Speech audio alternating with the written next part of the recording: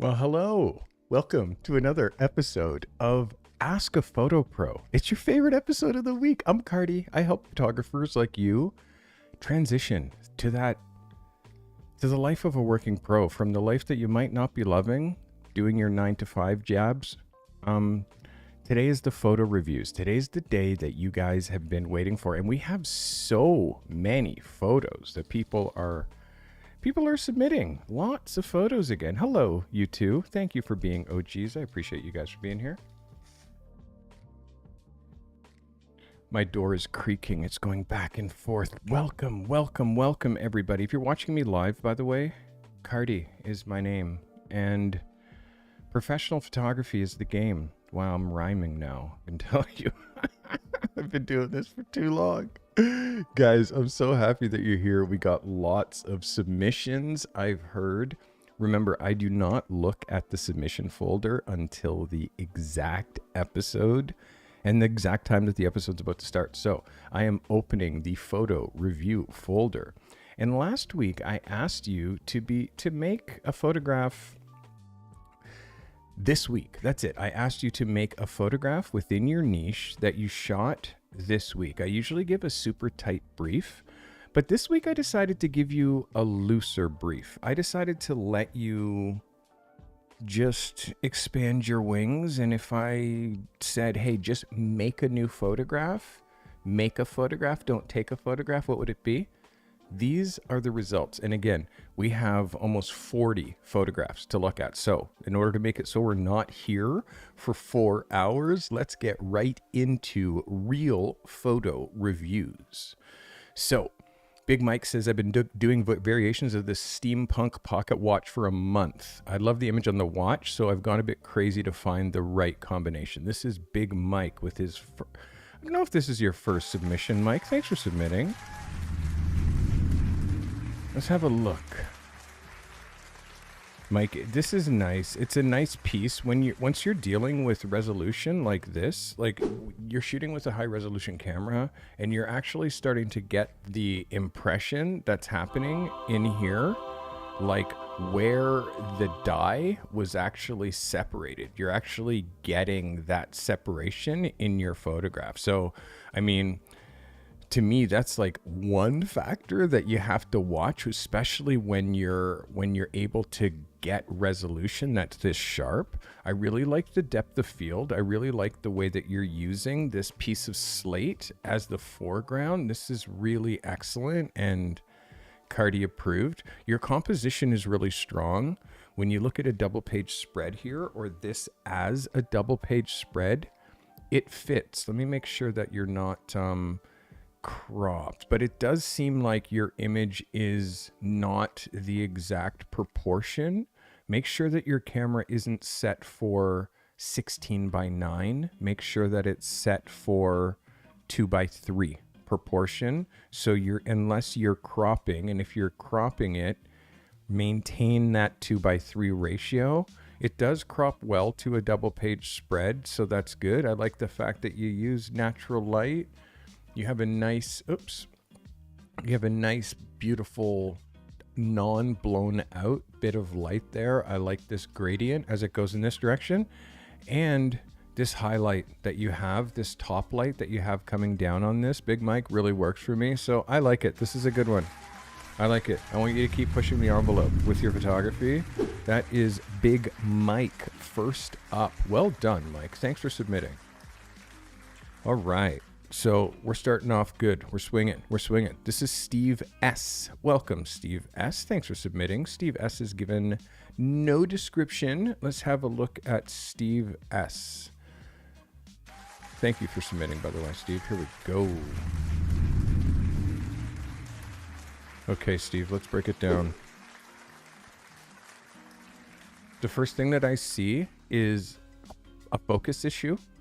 When I see a lens that looks like this, the first thing that I see is like that softness, and it makes me feel like it's a kit lens. The kit lens, the 18 to 45s, the 18 to 55s, they do this and they give us that like lack of sharpness even when we think it's sharp.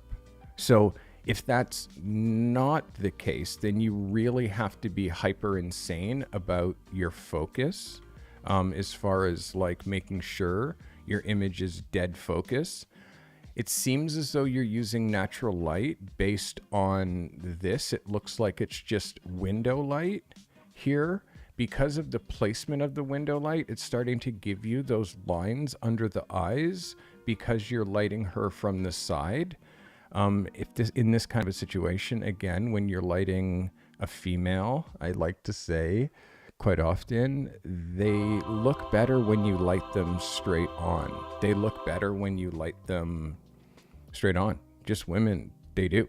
So, I mean, you're giving me nice Rembrandt lighting, but the focus and then what ends up happening under the eyes for me is like, becomes tricky to retouch, man, unless you really have like some understanding of post-processing, and the focus thing is an issue. Also, when you're lining up the outfit, you can see how her dress, like, it's kind of offset. So this looks like it needs to move over to like here, so you can kind of line it up with her body. That's just a small little thing, but the difference between here and here, I feel like this V should come down here. And if you even look at her tattoo and where her if you even look at her tattoo and where her tattoo is coming down and then where this V is, they don't line up. So that's just a sure sign to tell you to just have her adjust this over. Small things, but again, it's an elegant shot. It's an elegant pose. Make sure that in her face, she's actually giving you something in the face. She's actually just kind of dead face, and like, you have to help her like up her face just a little bit and be like just a little bit more approachable, positive. It's not enough that she's just a cute girl for me. Like, you have to help them have something in the face. That is Steve S. Let's go, Steve. Thanks for submitting. Who's next? Stuart says, excited to have a color run happening during the assignment. So, Canon R6 70-200, shot at an 89 millimeter f8 at a ISO 100 at 1/800th of a second. So, this is Stuart. Let's go, Stuart. Thanks for submitting. Some of these long descriptions, Stuart, I have to not read because I have so many people to look at today. This is a great shot. This is a great shot. This is a situation where I asked you to make a picture.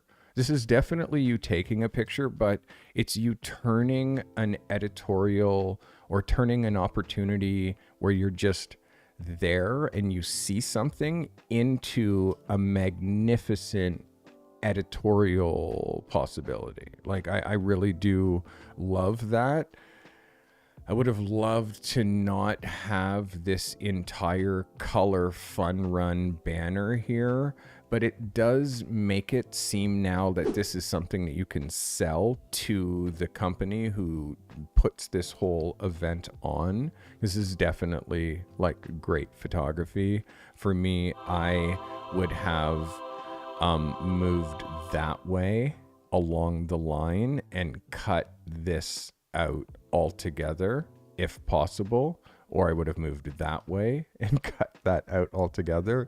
But the thing that is good is it gives you the ability to sell this and to sell the idea of you coming back next year and shooting color fun run and like bagging up your camera and getting in there and doing it really properly. I've seen some amazing like photography in these kinds of like color powder explosion situations. I think that your horizon line is beautiful.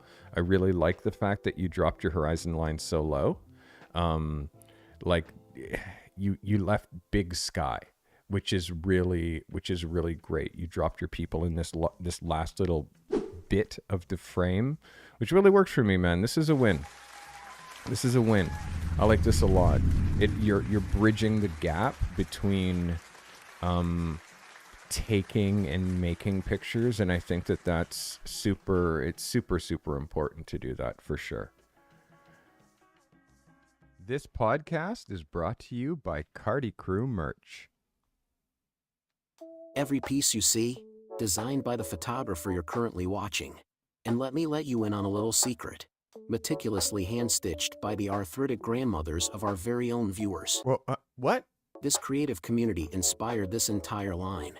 Your zeal for artistry, your tireless dedication, and your individuality shines in every stitch and design. This isn't just another piece of clothing, it's a badge of honor for every creator out there. From what I see here, they are mostly just black t-shirts and hoodies, but you do you, boo. You actually want me to read the rest of this script? Oh my god, who is this guy? From the nuanced patterns to the vibrant colors, everything has been designed keeping in mind the creative soul that lies within each one of us. Wow, who wrote that? There isn't a single pattern, not one. Oh my god, leave the commentary. There is hardly any nuance. But it says here, this merch represents more than just apparel. It's an emblem of our shared passion for creativity. Who wrote this? What absolute twaddle. Wow, this guy's a great supporter. All of this stuff is kinda basic, to be honest, but I'll keep that to myself. Okay. Let the world know you're a part of something bigger. A photographer on YouTube's clothing collection that he actually has the balls to make a commercial about. Okay, what is going on? What I meant to say is, a collective of photographers that celebrates and uplifts every form of creativity. I am aware, as the narrator, I'm not allowed to insert my own narrative. But, holy moly, this is horrible. Wow. Join the movement, embrace your creative spirit with Carty Crew merch. And yes, he is really calling this a movement. Be proud of your passion for photography. Be proud of your creative life. If photography is your life, flaunt it. The one paying for this advertisement has asked me to make a toast. Isn't this a podcast? Okay, it'll cost you another 20. Let's raise a toast to every photographer, artist, and creative out there. Thanks for being a part of this journey. This guy's so patronizing. Did that suit you? That was absolutely ridiculous. Please don't make me read anything like that again. Back to the show. Let's go. Our next photographer up is Kai. Let's go, Kai. Thanks for submitting. Kai says, my mother watches all the photo review episodes. Hi, Mom. Welcome. And she's eager to assist with the portrait assignment this week, her exact words. So how come you haven't photographed me yet? So here we go. Portrait of my mom taken by the lake at sunset. Canon R5C. 50. Yo, Stephanos with the gifted, baby. Stephanos, thank you for gifting a membership. I appreciate you. I appreciate you. And you know, whenever somebody gifts a membership, I conjure the smoke. So we are conjuring the smoke. I appreciate you, Stephanos. Thank you. Kai shot with the Canon R5C, a 50 millimeter 1.8 STM at a 1/60th of a second, 4.5 at ISO 100. This is Kai. Thanks for submitting, Kai. Well played, my guy. Really nice as a double parade spread. Really nice. I really like the framing. Yeah, this is well done, Kai. It's an interesting frame. One thing I want you to watch when you are doing these kinds of shots up against like a pretty background is you have to watch your horizon line, because if you see this horizon line here, this horizon is driving itself right through your mom's head. The tree line is going through her head, and this patch of green, the whole goal is to push her so she's over here, or put her on the other side of the frame so it doesn't push directly through her. Also, you have to watch the mixed light, because of you're shooting her in such a way where it's really hard side light. Because the light is coming from this direction, you can see what it does on any face is it accentuates wrinkles. It accentuates any gap. Like if you put a pen, like even if you look at this line here on my face, right? This line here, my light's here. When I turn this way, that line kind of disappears, as long as I don't smile.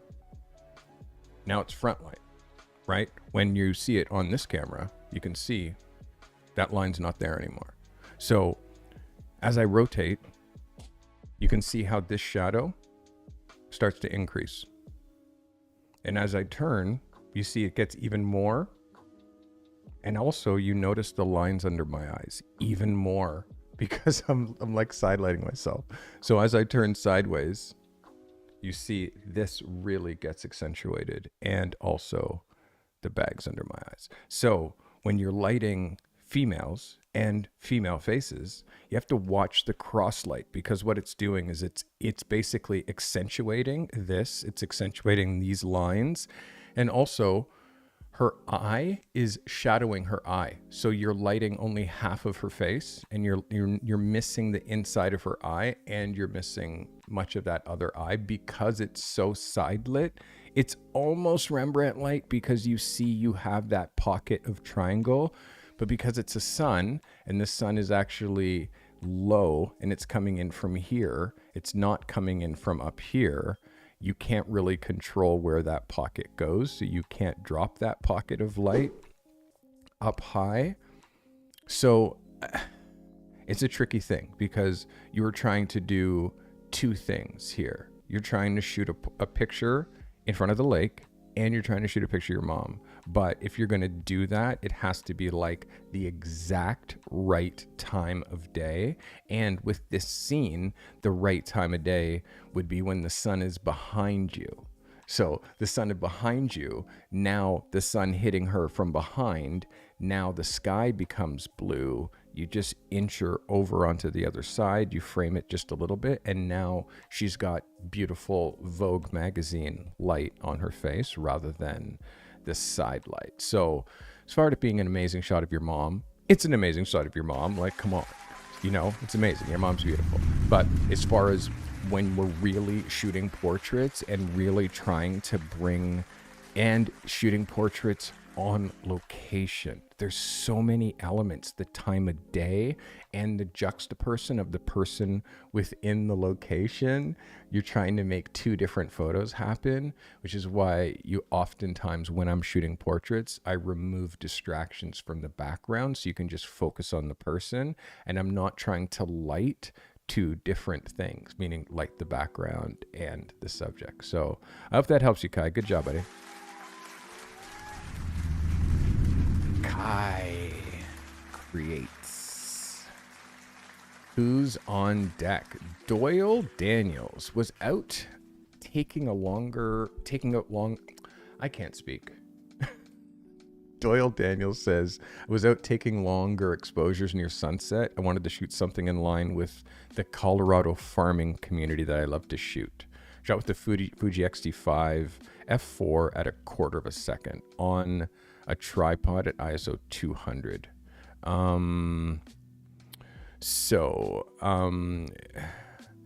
Doyle says, I'm really starting to feel the limitations of the Fujifilm cameras. The more I try to push things like low light or long exposure photography. I love the camera, but I'm starting to save towards upgrading to a full frame system early next year. Just working on improving my actual ability until then. This is Doyle Daniels. Doyle, thanks for submitting. Doyle, this is a great capture. I really like this a lot. It gives me the good feels. I want to make sure that it's framed. I want to make sure it's a 2x3 and not a 16x9 on its side. It looks like it is. Yeah, I'm sure it is. This is a great frame. This is really a good frame. I like this a lot, to be honest. To me, this gets an 11. I like the framing. I like the time of day. I like the juxtaposition. Watch your edges, because this is claustrophobically close. When this goes to print, we do lose like 1/8 of an inch around the frame, especially when we're going to magazine. Like if you're printing this in a magazine, you're going to lose because they overprint it and then they cut it down. That's called full bleed. But I like this, man. It has good focus. It has a good feeling. You've made this thing feel ominous. you dropped your horizon line nice and low so you could put the main body of the caterpillar up against the sky. This is a win, dude. This is a win. This is a great image. It's a great image. Just give yourself just a little bit more space. Just a little bit more space. But this was a home run for you, my guy. Good shot. Great job. I glitch every once in a while. You gotta forgive me. That was Doyle Daniels. This is MR Photo. His Star's birthday is this Friday. Star's a fashion designer and created her birthday suit outfit. So she was going for a Beyonce-inspired cowgirl shoot. With a horse fell through, so she reached out for help.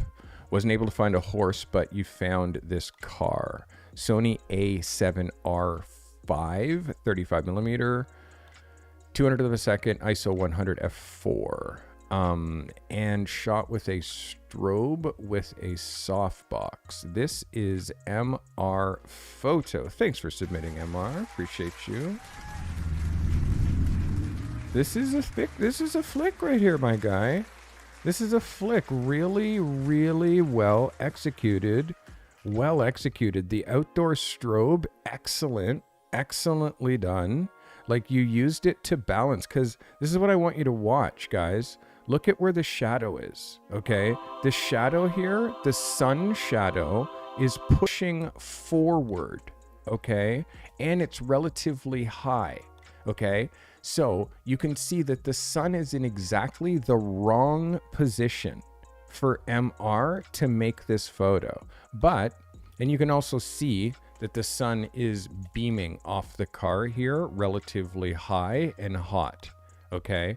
But MR has now used strobe in order to give perfect light on this subject, and again, really nice light on the face with the softbox. You can see where the sun is hitting her, but where his highlights are, and you exposed properly for the shadow detail. This is a banger. This is good. And again, the low horizon line is really great. I mean, the pose with her hand on her hat, like this is something that I always try to shy people away from. Like, stop touching your head. Stop touching your head. In this situation, you have her put her hand on her waist, and it like cinches her waist tighter and makes her waist appear smaller. Her hand on her waist also gives you like leading line and gives her that V shape. So I'm sure you have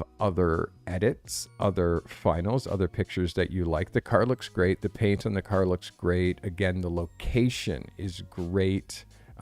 This is a win for me. This is a banger. This is an 11. Good job. It's MR Photo. Just hand on the head. Hand on the head.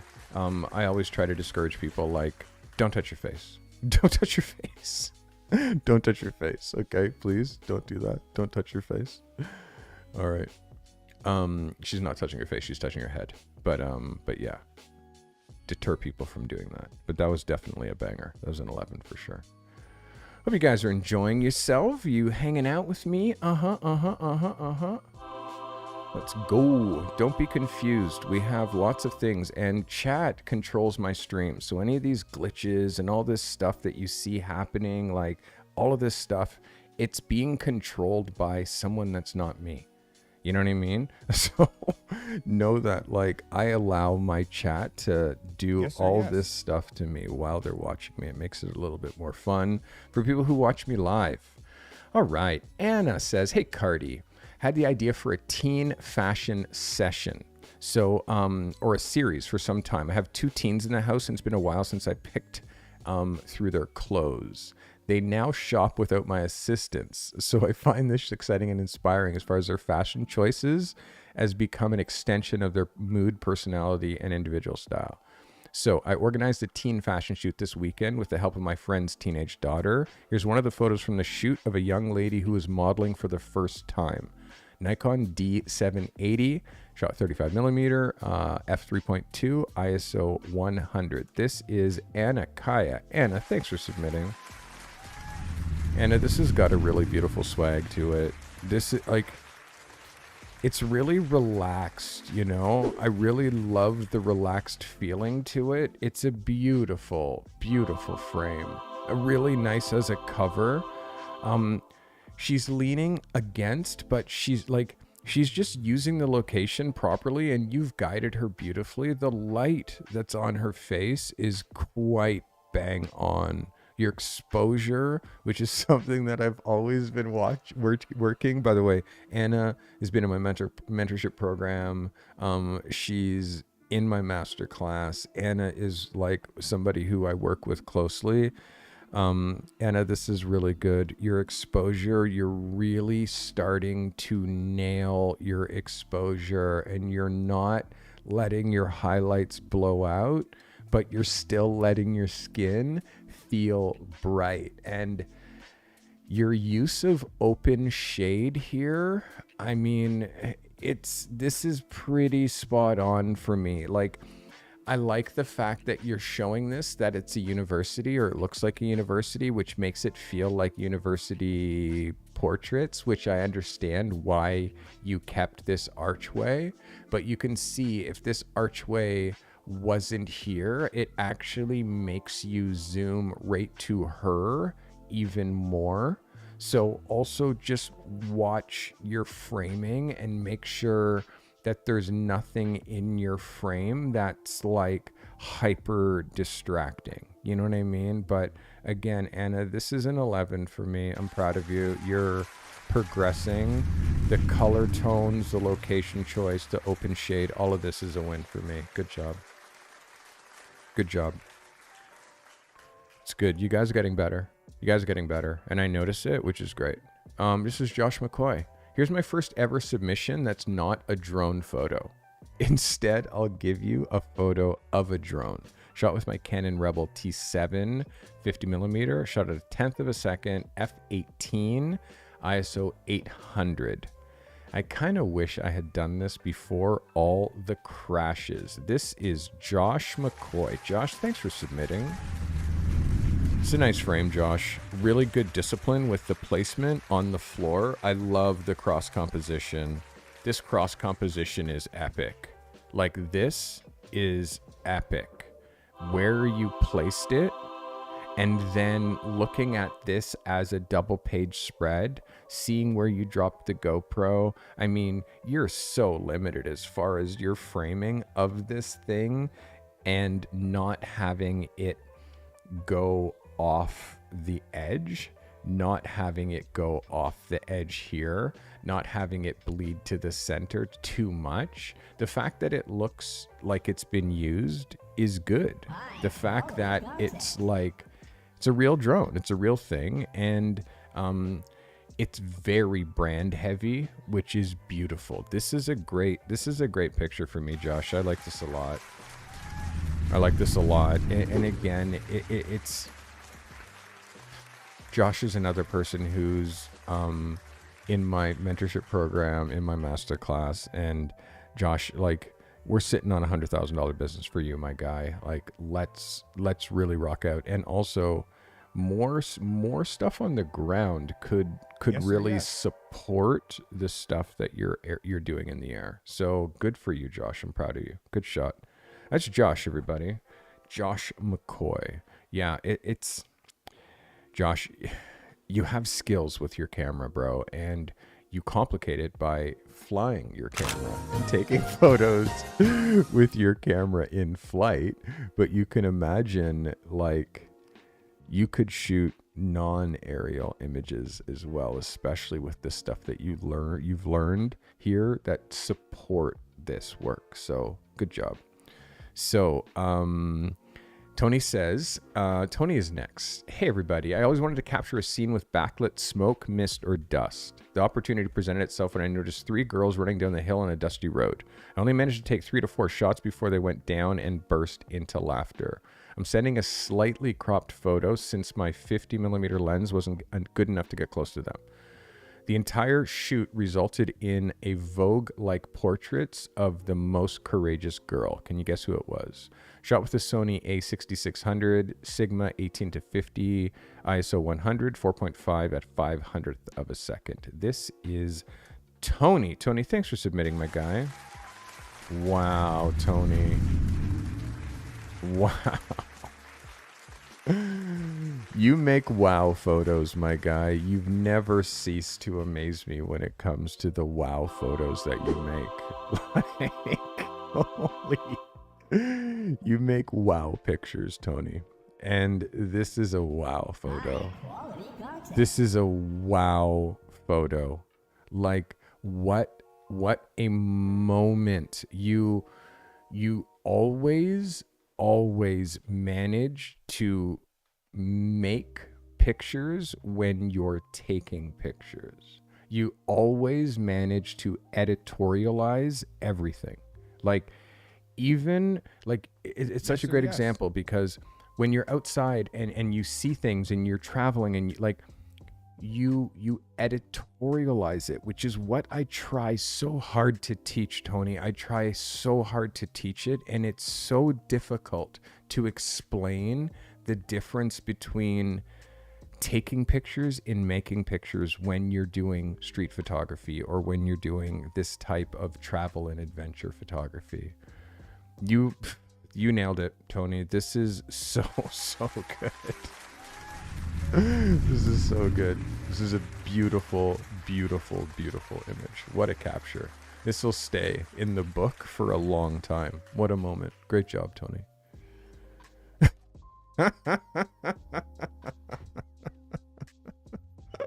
If you're running a photography business, especially if you're doing that and juggling photo shoots, I've got something that might be a game changer for you. It's called Indy, and trust me, it's like having a personal business assistant, only it's affordable. First off, imagine creating eye-catching project proposals super easily. Indy helps you do that so you can impress your clients and get more gigs. Plus, there's these ready-to-go contracts which are a breeze to sign thanks to electronic signatures. No more paperwork headaches. Then there's the task management part. You know how you have to keep track of a million things? Indy has a great to-do list and digital tools that let you visualize your work and keep everything super organized. It's really helpful. Invoicing, Indy's got you covered. Send out professional invoices and estimates and let your clients pay through options like PayPal, Stripe, Zelle, and even pay you by check if they need to. Working closely with clients, Indy has a cool client portal where you can chat, share files, and keep everybody in the loop. It's like your project command center. You don't need to use Google Drive. For those of you who are still billing by the hour, there's a time tracker that logs how much time you're spending on each project. Talk about making life easier. And then there's extras like file storage for your photos, customizable forms for all your client interactions, and a calendar that gives you a bird's eye view of your schedule. Here's the kicker. With my promo code Carty35, you can get 35% off your first year of Indy's Pro plan, which works out to be about $7.80 a month if you go monthly, and an even better deal of $5.85 a month if you pay annually. It's $5.85. So if you want to focus more on the creative side of your business and less on that stuff that you don't like doing that much, Indy is your go-to. Click the link in the video description, use my code Carty35, and watch the magic happen. Give it a go. See how it works for you and watch how it transforms your business. Thanks so much. All right. Thank you for Indy. Thank you to Indy, given all the love. All the love. Thank you, Indy. And guess what? I'm giving love to you right now because I'm feeling generous. I just gifted 5 memberships. 5, baby. I'm going to give myself the smoke. I'm going to give myself the smoke. Myself the smoke. Myself the smoke. Because I'm feeling generous. I'm feeling generous. And I appreciate you guys. So I just gifted a whole bunch of you membership to my channel so you can hang out with me and chat. Welcome, everybody. On with the photo reviews, yeah? Let's go. It is Slippy Hollow, also known as Salim. My submission for the week, the idea is to have a multi-purpose photo. Like this one could be stock, a double-page spread, a billboard for coffee, or an image that's for a coffee website. So gone back to natural light as I've spent too much time in the studio. I need more location reps. Shot on the Sony a7R III 55mm, 100th of a second, 2.5 at ISO 400. This is Slippy Hollow, also known as Salim. Slippy, thank you for submitting. Let's go. Yeah, well, you know, and for somebody who's in my mentorship program, who I spend 2 hours a month with, it's about time. I've been waiting for this photographer to come back. I've been waiting for this photographer to come back. And again, I know that you have this in you. Let's look at it as a double page. It's framed beautifully as a double page, Slippy. And I know that you have other frames. I know that you didn't shoot is one picture. I know that you have looser shots. I know that you have many that are cropped differently. This crop is perfect. Like, all the elements are there. All the elements are right. Let's talk about focus. Your focus is spot on. You're focused on the close eye, not the far eye. You always focus on the close eye. So this is spot on. I know many of you are going to say, yeah, but he cut her head off. Editorially, you can cut heads down to like here, no problem, because this picture is featuring what's in that cup. And also what she's looking off to can be the copy that is put on this side. So this is a lifestyle picture. I mean, the phone here is literally perfect. The placement of the phone, this little after mint, and the color combination, like all of this really is beautiful. The blue outside, the way that matches, like this is an excellent picture, Slippy. And again, if you do not keep pushing your location work, like you see how you need to do these reps. Like, you're such a strong location photographer, man, and you don't even know it because you don't do it enough. So more location reps now that it's summer and you have the weather. Like, utilize that time to create these types of images for your book, and it's going to sell you and it's going to move the needle forward. Good job, Slippy. By the way, if you want to submit photos, you have to hit the join button on my YouTube, join at the submission level, and then join my Discord, connect your YouTube with the Discord. That shows you all my submission channels, and you can submit to your heart's content.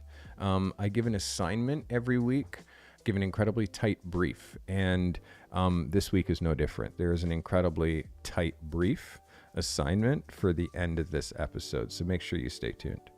All right, let's look at our next photographer. Is Cynthia Lily. Carty, you said you wanted me to shoot some more nighttime architecture, so here you go. In the daylight, this old building in Daytona Beach isn't quite as interesting as it is at night in the glow of the moonlight. The artificial lights on the street and inside the building, hitting it just in the right ways. I used a slow shutter speed to capture the mystery in the fast-moving clouds behind the building. Shot with the Sony a7R3 or 2, a7R2, 85mm f11, 20 seconds. 20 seconds. Not a 20th. 20 seconds at ISO 100. I hope it lives up to the challenge. This is Cynthia Lily. Cynthia, thanks for submitting. Cynthia, well done. Well done, well done, well done. Well done. You've pre-cropped this, I do believe. Oops, wrong frame. No, you haven't. This is beautiful. This is the full frame. This is lovely. I really like the fact that you're starting to really embrace this night photography and night architecture photography. This feels good. It does feel good. I want you to always watch your lines, like where you're bringing in these lines. Well, that's a straight line, Carty. Ooh, some of my better work. Watch where you're bringing in this line. Yes. I would have loved to have seen that line come in from that corner, and like, compositions, it's so personal, and you can really go in so many different directions with this. And again, you're only allowed to submit one photo, so I can see how this can cause you such grief. Cynthia, I've seen you just knock my socks off. Like the technical detail that you have here, the highlight, like you're not blowing out the highlight. You have detail everywhere that's necessary. The way that this gradiates from, like technically, Cynthia, you're really starting to impress me. Like for me, it's now like your bar has risen higher, and the problem that happens now is like now things that are blowing other people away, because I've seen your other work, don't blow me away as much. So you've created a problem for yourself by you've raised your bar so high that now like even stuff that would be great for someone else is now just good for you. You now have to seek the spectacular. The spectacular has to be your bar. Like that's, you're only looking for the spectacular. And is this building itself, is the building spectacular? Is the tone spectacular? Like, does this have this like, wow? Or is this trying to be an imitation of the shot that you won photo of the week with a couple of weeks ago and best in show? Are you trying to recreate that photo? You know, I want you to think about a different approach. Don't always think about skimming the buildings. I want you to think about hitting buildings straight on. I want you to think about many different approaches to how you shoot architecture, so you're not repeating something that worked once. You're learning formulas of things that will work every time if you shoot it that way. So, I mean, for me, it's an 11. It's an 11 for most. It's spectacular for most. But Cynthia, you're too good. I'm sorry to say, you're too good, and your bar is now too high. So my opinion of this is just not exciting enough. Although it's technical perfection, I want different angles and different perspectives. But so well done. So well done. Like, again, it's just winning best in show. By the way, best in show is like, I give photos of the week every week. Best in show is the best of the best. And once you win that, like, I judge you different now. You know what I mean? Now the bar is just so high, so you have to catch up with that bar. Miss Jennifer says, I'm playing with candle lighting, shot with the Sony A7R3, 250 of a second, f8, ISO 100 with a 50 millimeter. This is Miss Jennifer. Miss Jennifer, thanks for submitting. Okay, playing with candlelight. It looks like a mix of candlelight and natural light. And again, when you're using artificial plants can never be seen close up like this. Because once you see an artificial plant close up like this, you can't ever unsee it. You can't ever unsee how it's like been plasticized and the way that it's come out of the mold. Like, you can't ever unsee it once you see it close up. And once you really start to look close up and start seeing connector pieces and things like that. So fake plants can't be foreground. Fake plants can only be background. And in this case, if this is your product and if this is your main body, you shot the set backwards. Like, what you do is you bring this box up forward and you push these plants behind them. Because when you look back here at these ones that are out of focus and soft, you can't tell that the ones that are behind are fake plants, because they're being photographed the way that they're supposed to, which is out of focus in the background. Like, as soon as you bring this into the foreground, you now break the fifth wall. And now it's like, okay, fake plant. Okay, it's a prop. So how you fix that, Miss Jennifer, is you put all of this foliage behind, and you bring this product and you feature this product in the front, and you nail the focus here. Oops. You nail the focus here, because we missed the focus on our most important thing, which is the label of this candle and what it's saying here, in order to capture the focus that's happening on a fake plant that we don't really need to see. And also, we don't need to see your pieces of wood or your books that you're using to prop this up, nor do we even need to see this. Like, the shot exists, like, basically, the shot exists like from here up. So really, that's where it should have been cropped, and then then move that product behind. Do you know what I mean? So if you're stuck when you're shooting a vertical with what's happening below your frame, because you're just shoot it horizontally and figure out a way to style things left and right. So again, Miss Jennifer, you're a great photographer, and how much you've developed over the last several months, you keep pushing your bar higher. For me, there's some elements here that I feel like we kind of did it the reverse. And again, that comes from you doing reps, and you keep doing reps, my girl. That was Miss Jennifer. Thanks for submitting, Miss Jennifer. All right. Who we got? We got Ken Collier. Ken says, here's my submission for this week. Shot in the early morning on my Nikon D3 D500.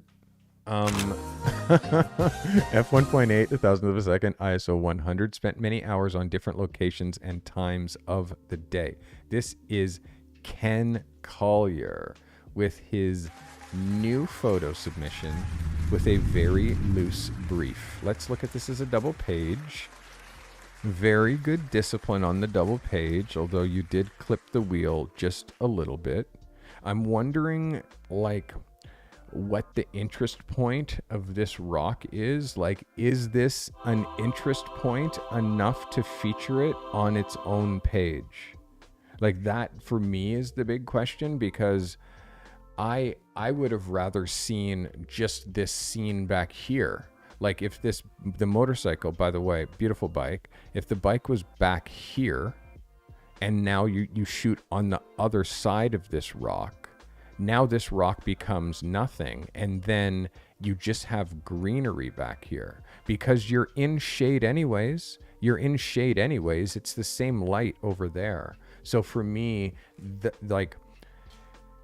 this is not a point of interest. This is a point of interest. This Harley is the interest, and you've sacrificed the rest of this motorcycle in order to include this. And that's shoot the motorcycle between two pages or shoot a vertical.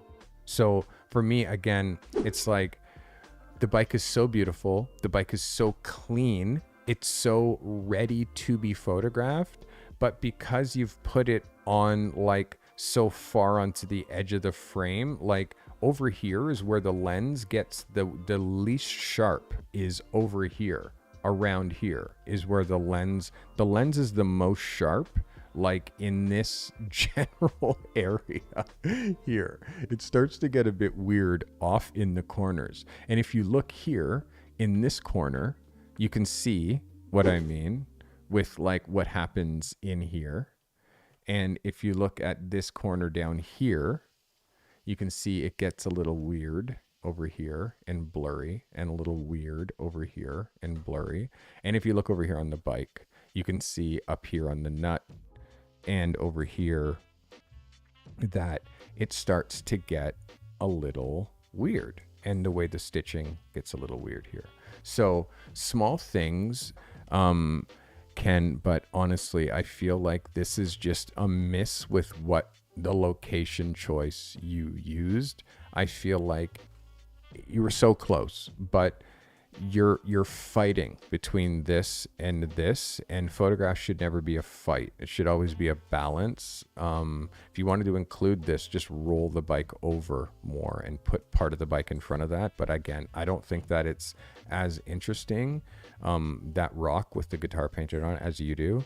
So again, it starts to become objective, but the Harley is a product, and it's worth something. It's worth you photographing it more and figuring out ways to capture this bike. And also think vertical. Think the cover of Harley Davidson magazine. You're going to see the whole Harley, right? But it's going to be a vertical. So how can you angle the bike in order to make that hero shot of that motorcycle? It's close, Ken, but it's a miss for me. Thanks for submitting.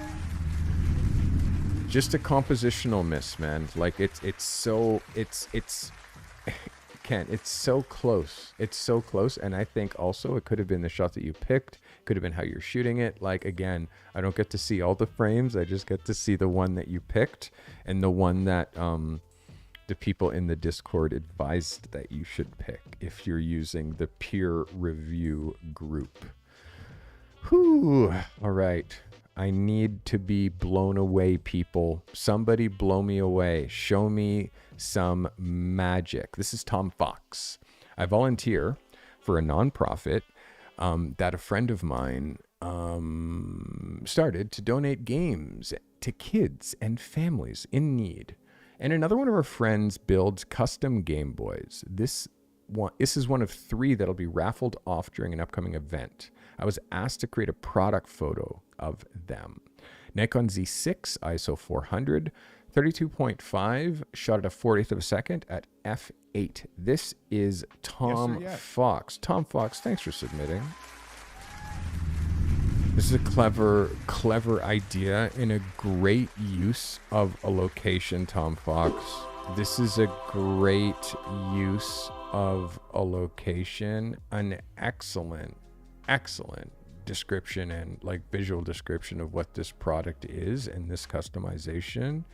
And it's shot in such a way that it's interesting. It's low, it's at a low angle. You feel like the way that you're photographing through these leaves makes me feel like I'm spying on something, like I'm seeing something that I shouldn't see. It's that feeling of like peeking through and like it just works for me, man. Like I think that this is a spot on photo. I'm giving it an 11 and I'm giving it applause. This is really great. This is really great. Let's look at it as a cover. You can see this is an editorial photograph. This is an advertising photograph. This is an adventure photograph. And again, Tom Fox, like you can execute ideas when you're put under pressure to shoot something like that. Like you can be put on the spot and like execute something that's going to serve this purpose, and you did it, and you did it so well, Tom. This is, again, I'll say this is a banger. You did a great job, dude. This is an excellent capture. And again, it's making a photo. It's not taking a photo. It's making a photo, and it's very different. It's like someone had an idea for something and they needed help, and then he executed it.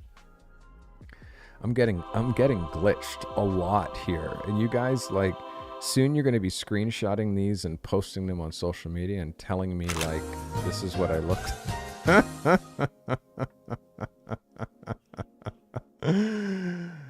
Yeah, now they're working in conjunction. Now they're working together, these people.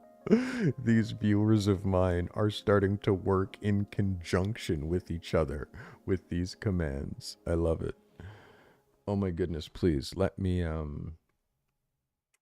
there we go. Okay. Wow.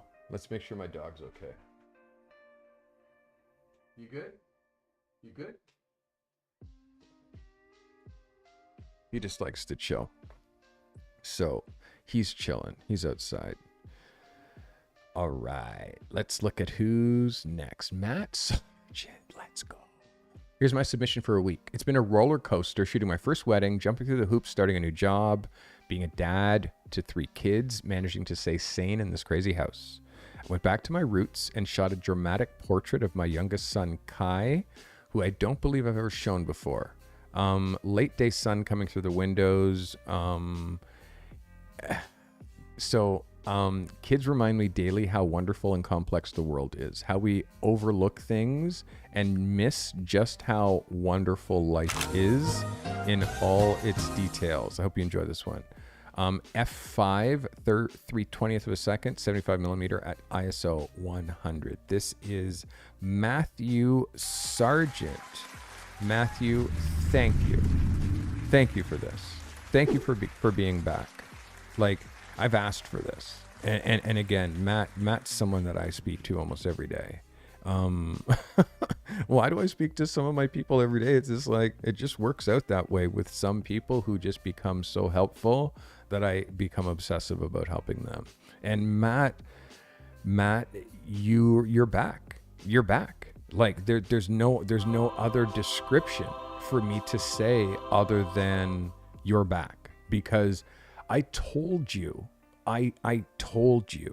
that you are sitting, even amongst the craziness that is your house, you're sitting on portraits that you're letting slip by every single day. You could be making photographs that will make you hireable as a family photographer, as a baby photographer. There's ways that you shoot your kids that no one else can shoot them. And look at these eyes. Like, tell me you didn't do every single thing that I asked you to do in this photo. Like, Matt Sergent, this is bananas. The light, the depth, you created a background just the way I told you that you could do. Like, this is what I asked for, Matt. This is a magic photo. And I hate to be so blunt, but it's about time. It's about time, because I've been asking you to make this for months, and I knew that you had this in you. I knew it. I knew that you could shoot portraits like this of your kids. I knew you could do it. I just needed you to prove to yourself that you can do it. And here it is. Now, by the way, remind yourself, you can shoot anybody like this. You can shoot anybody like this. This unequivocally is an 11 out of 10. Congratulations, Matt. Welcome back. You're only being judged against you, eh? You're only being judged against you. You are your worst enemy and your best friend. You are your worst competition, is you, and your best competition. So, thank you for digging deep, Matthew Sergent. It's necessary, and you did it. Good for you. Sebastian K. This is a photo of my workmate, Robert. We were supposed to do an urban portrait and ended up doing a fashion-ish shoot. It was an amazing experience, unique to me. The weather didn't cooperate, and I was tempted to postpone, but I'm so glad I didn't. 1600, 85 millimeter, 2.2, 500th of a second. This is Sebastian Kawaka. Let's go, Sebastian. Thanks for submitting. Like, it's a cool location. It's a cool sensibility.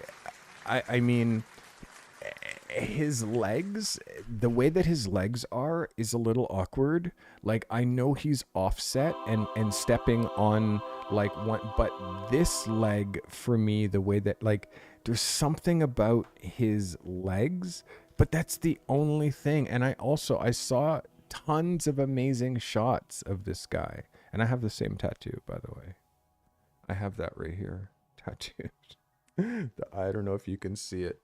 I have to do this, I guess, because of that narrow window. But I have it right here. The Eye of Horus. So, the third eye, the eye to the mind. So, it's just about his body language. And although it's a believable in-between moment, I feel like it's just a little overstaged. I saw great stuff with him. He's wearing the right outfit. He's wearing the right everything. I feel like he doesn't need to pose. Like that's the thing that it keeps coming back to that. And I know you don't have a lot of experience doing these types of photos, Sebastian, which is why I try to coach and help you. But especially with guys, like the pose is no pose. The pose is no pose. And being able to get like this Details magazine kind of sensibility where he's not trying. I think him holding his lapels, he's trying. The sunglasses, he's trying. And then the like what he's doing with his feet when he's not actually moving, he's doing like a pose thing. He's trying. So because of that, it makes it feel unnatural, and that's the like that's the line that is so hard to like walk when you're shooting people. And like, let me show you body language and how difficult it is to get pictures of people looking natural and doing like they're posing, or I pose them, but it still feels real.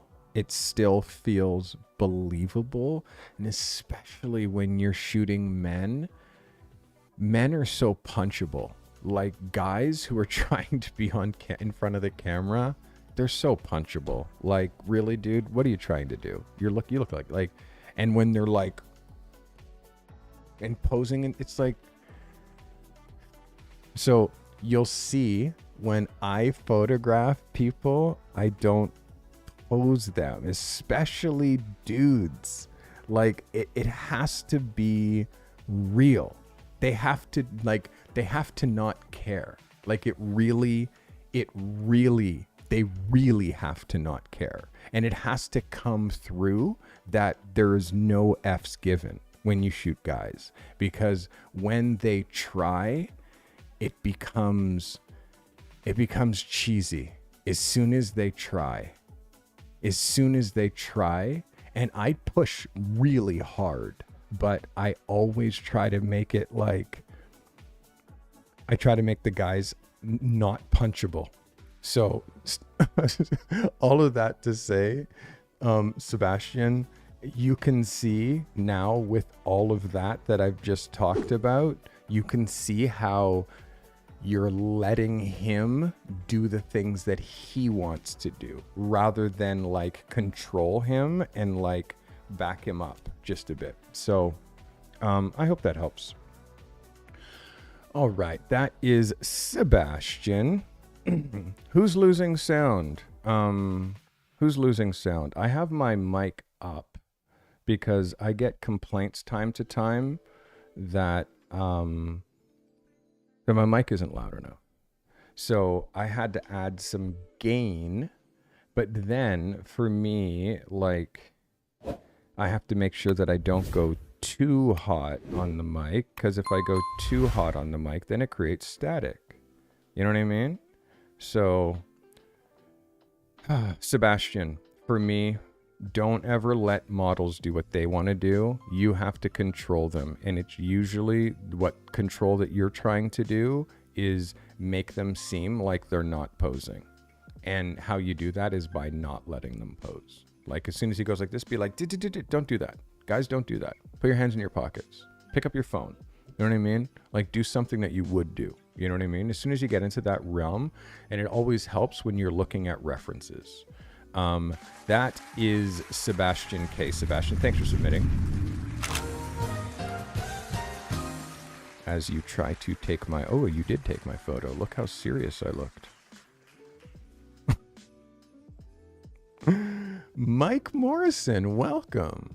Mike says Sony A7R 5 with the Sony 7200 GM 2.8 50th of a second ISO 100 at 70 millimeter. Shot this in a park close to my house. This is, let me make sure I get the name right. It is Mike Morrison. Mike, thank you for being a part of the crew and welcome. Mike Morrison with the shot of the GT500 Cobra.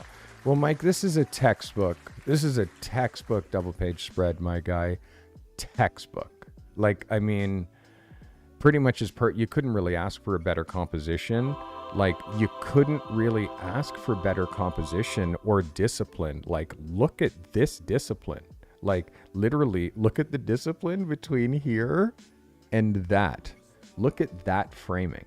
And also, low horizon line. Let's look at the horizon line. Nice and low, so he's not driving it through the car. Like, this is a win for me. I mean, we've yet to meet, but I like your quality. The car is wicked clean. It's like literally a race car. It's got all these decals. It looks like this guy, he's got super wide rear tires. It looks like he's doing something serious with it. If it's not you. And you composed it and shot it well. Right time of day, last little bit of sun, beautiful sky. This is a win for me. Congratulations. That is an 11. Well done. Great shot. I'd like to know more about you. So help me as far as what your niche is, what you're trying to shoot, what type of photography that you're trying to do. Helps me, you know? And you're an auto photographer. So amazing. It says right here, Mike Morrison, auto photography. Amazing.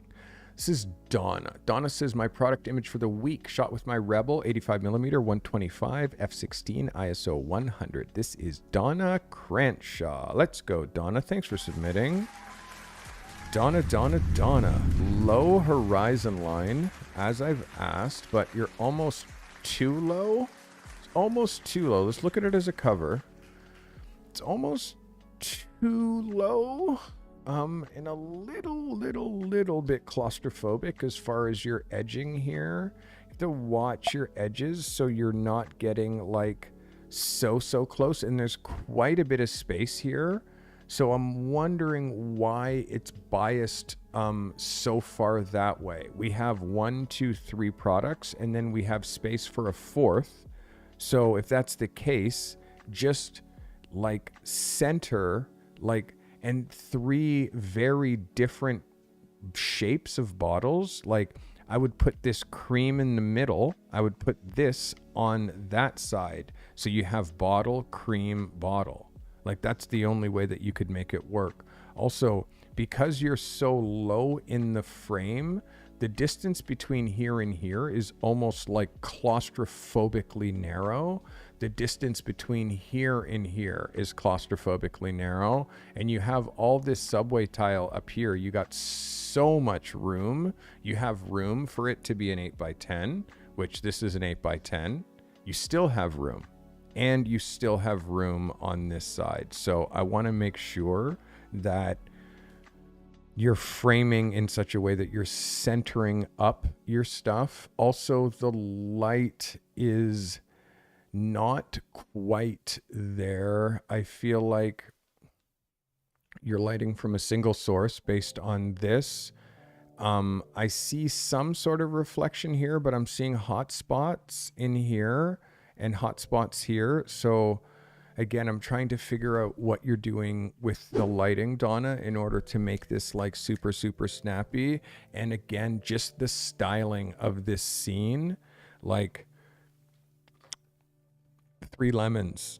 Like, I got it, but it's like, I want, if you're putting those lemons there, they have to be framed in such a way that you see that they're lemons. Like, you don't see the citrus side. You just see the skin. You just see the skin. You're not seeing this part of the lemon, which is the interesting part, which is this part.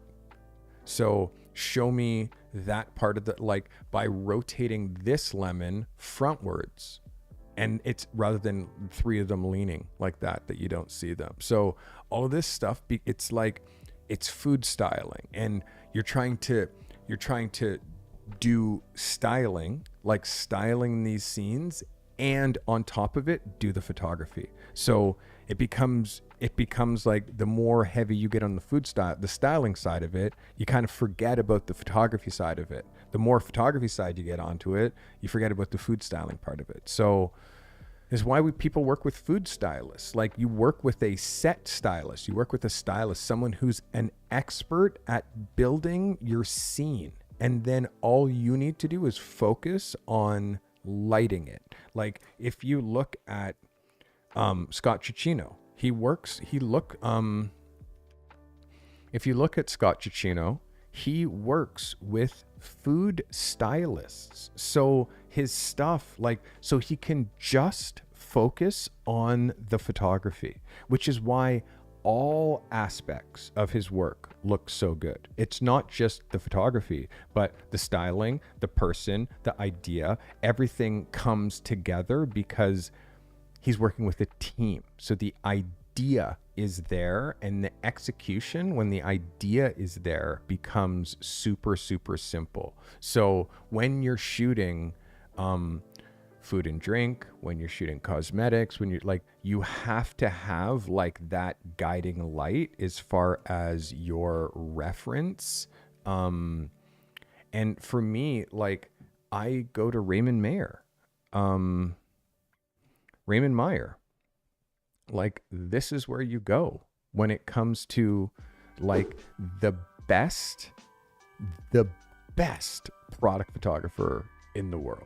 Like, if you want inspiration for shooting this kinds of stuff, you have to look at people who are the best in the world. Raymond Meyer. Like, this is who you look at for this kind of stuff. Because then now you get ideas that are so non-linear, and it goes way past just shooting this. So that's what you need to do now, Donna, is like start looking at references, because I hate to be so dry, but your ideas are boring. Like, boring. I'm falling asleep looking at your product photography, and it can't be like that. You have to be dynamic, and it's because you're choosing boring stuff to photograph. Like I don't care about these products. Like, it's just stuff that you find from the drugstore. So you need to shoot stuff that is dynamic. Like, shoot paint, go to an art store, shoot color, like, do something that's different. Like, it's cheaper to buy paint and shoot paint and do ideas like this than it would be to continually try to shoot cosmetics. And it's more dynamic. And again, the better references you look at, the better photographers you look at, the better your photography will be. Because you're not looking at people like this who are the best that there's ever been. He shoots every Clinique ad, every Calvin Klein bottle, everything that you've ever seen. Like this is Raymond Meyer. He's the GOAT as far as all things cosmetics. And if you look at his like Glossier, and he is one of the rare masters that shoots people, places, and things all at the same level. Raymond Meyer. So, but look at his product photography. You know what I mean? Like, this is how you have to be thinking. It's got to be at this level. It can't just be like the same, like, subway tile, the same 3 products, the same simple prop, and try, like, be bold. And the framing, you really need to lock on to the framing and what's going on with your spacing, and this being so claustrophobic to the edge. These are things that you got to work on, Miss Jennifer.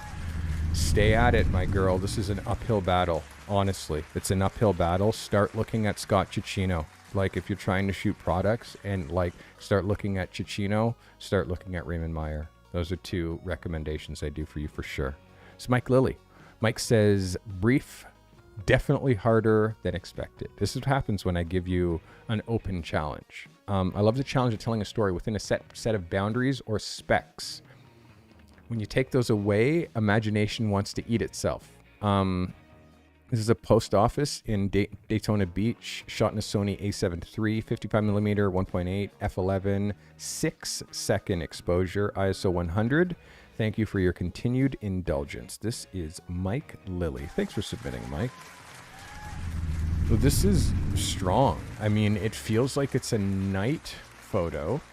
It's very textured. It has definitely like an architectural feel. Again, the same thing that I said to your wife, Mike, is I want you guys to start hitting buildings this way from the straight on, because I'm seeing a lot of skimming where there's leading line kind of leading us that way through the photo, like lots of leading line leading us that way, but we're not seeing a lot of buildings being hit straight on, showing arch, and like symmetry. Like I'm not getting to see a lot of symmetry within your images because of the way that you're both hitting them from the side. And I'm also noticing your style and Cynthia's style and the way that they're starting to like this. I'm going to show you a secret.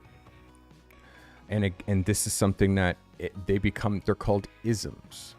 They're called isms. And I want to show you this ism. Look at Cynthia's photo. Okay. Cynthia's photo. She is standing, from this side, and she is using leading line that is leading this way. And she's from the left side aiming that way. And then I look at Mike's photo. Mike is using leading line also this way, and Mike is also shooting the exact same way. So if you literally take this photo and lay it on top of this photo, you're starting to see too many similarities in the ways that you guys are approaching your photography. So that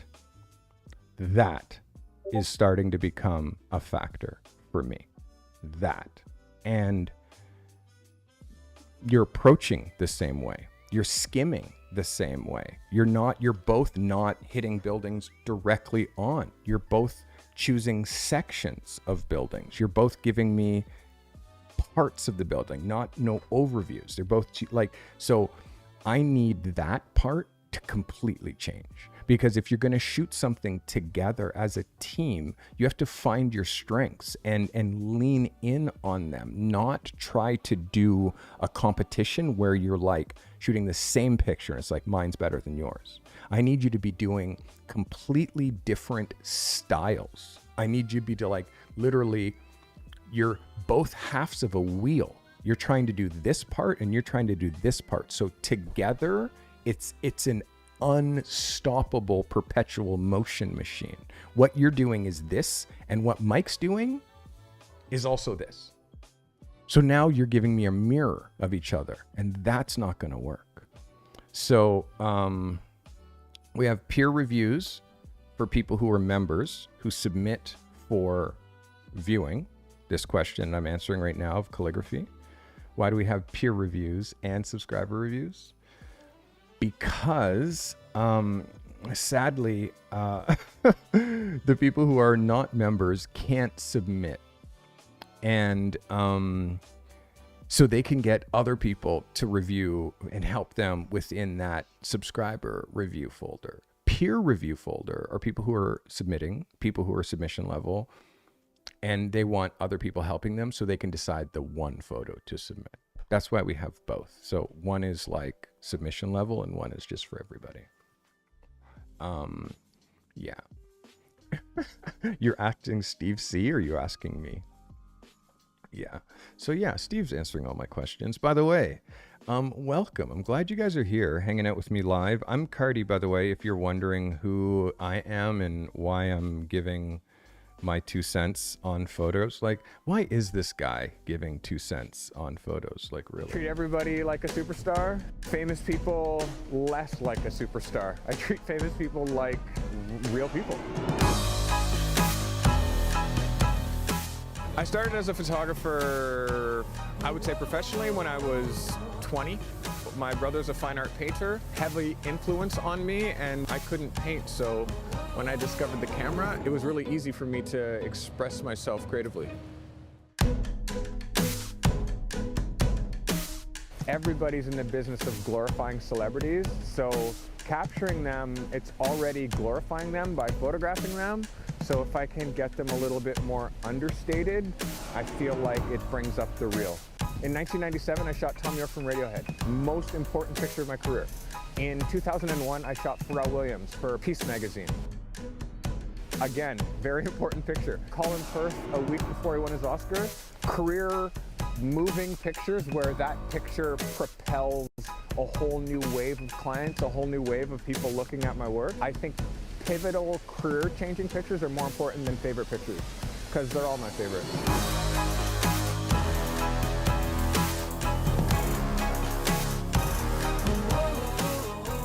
The whole idea is make good stuff and share it and do it every day.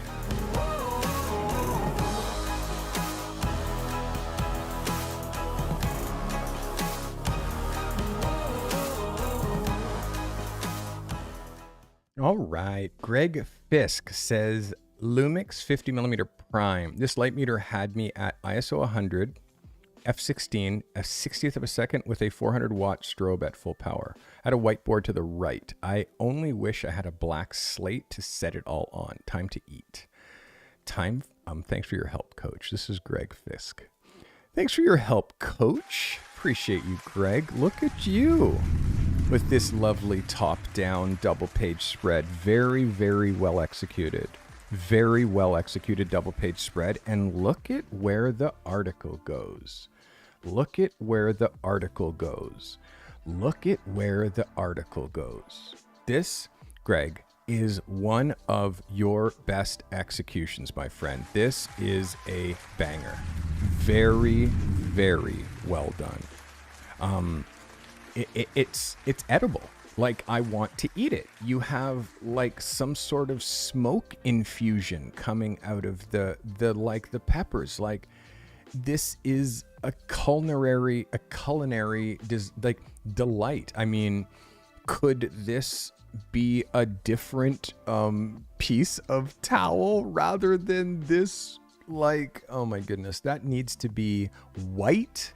Needs to be like a white chef style napkin, which would have given us like a little pop, not a blue and red and whatever, which looks almost like a dish towel, my friend. And when it comes to aesthetics, like photographers, like, this is what we do. We need to know what's the right thing. Yo, Kurt Wall, what are you doing? My guy, Kurt Wall just gifted 5 memberships. 5 people just got gifted. And now I'm going to get enveloped by smoke. Kurt, thank you for your generosity, my guy. That's very kind of you. I really appreciate you. Kurt is trying to bring some new people to the Carty crew. We are conjuring the smoke. Kurt, thank you. It's very generous of you. I very much appreciate you. Thank you. Wow. Generosity. Amazing. Back to Greg. Greg, again, with the smallest exception of this tea towel being an unacceptable thing for you to be putting on this set and underneath this bread, with that small exception, this is an absolute fantastic photo. But if you think that I was going to miss that, my guy, if you thought that I was going to miss it, yeah, no, I don't miss anything. And you shouldn't either. You shouldn't either. And the right napkin, like, literally, that's the piece. Like, you did everything right. Look at the knife that you chose. Look at the cutting board. Look at the piece of meat. You didn't miss a thing, but you missed that.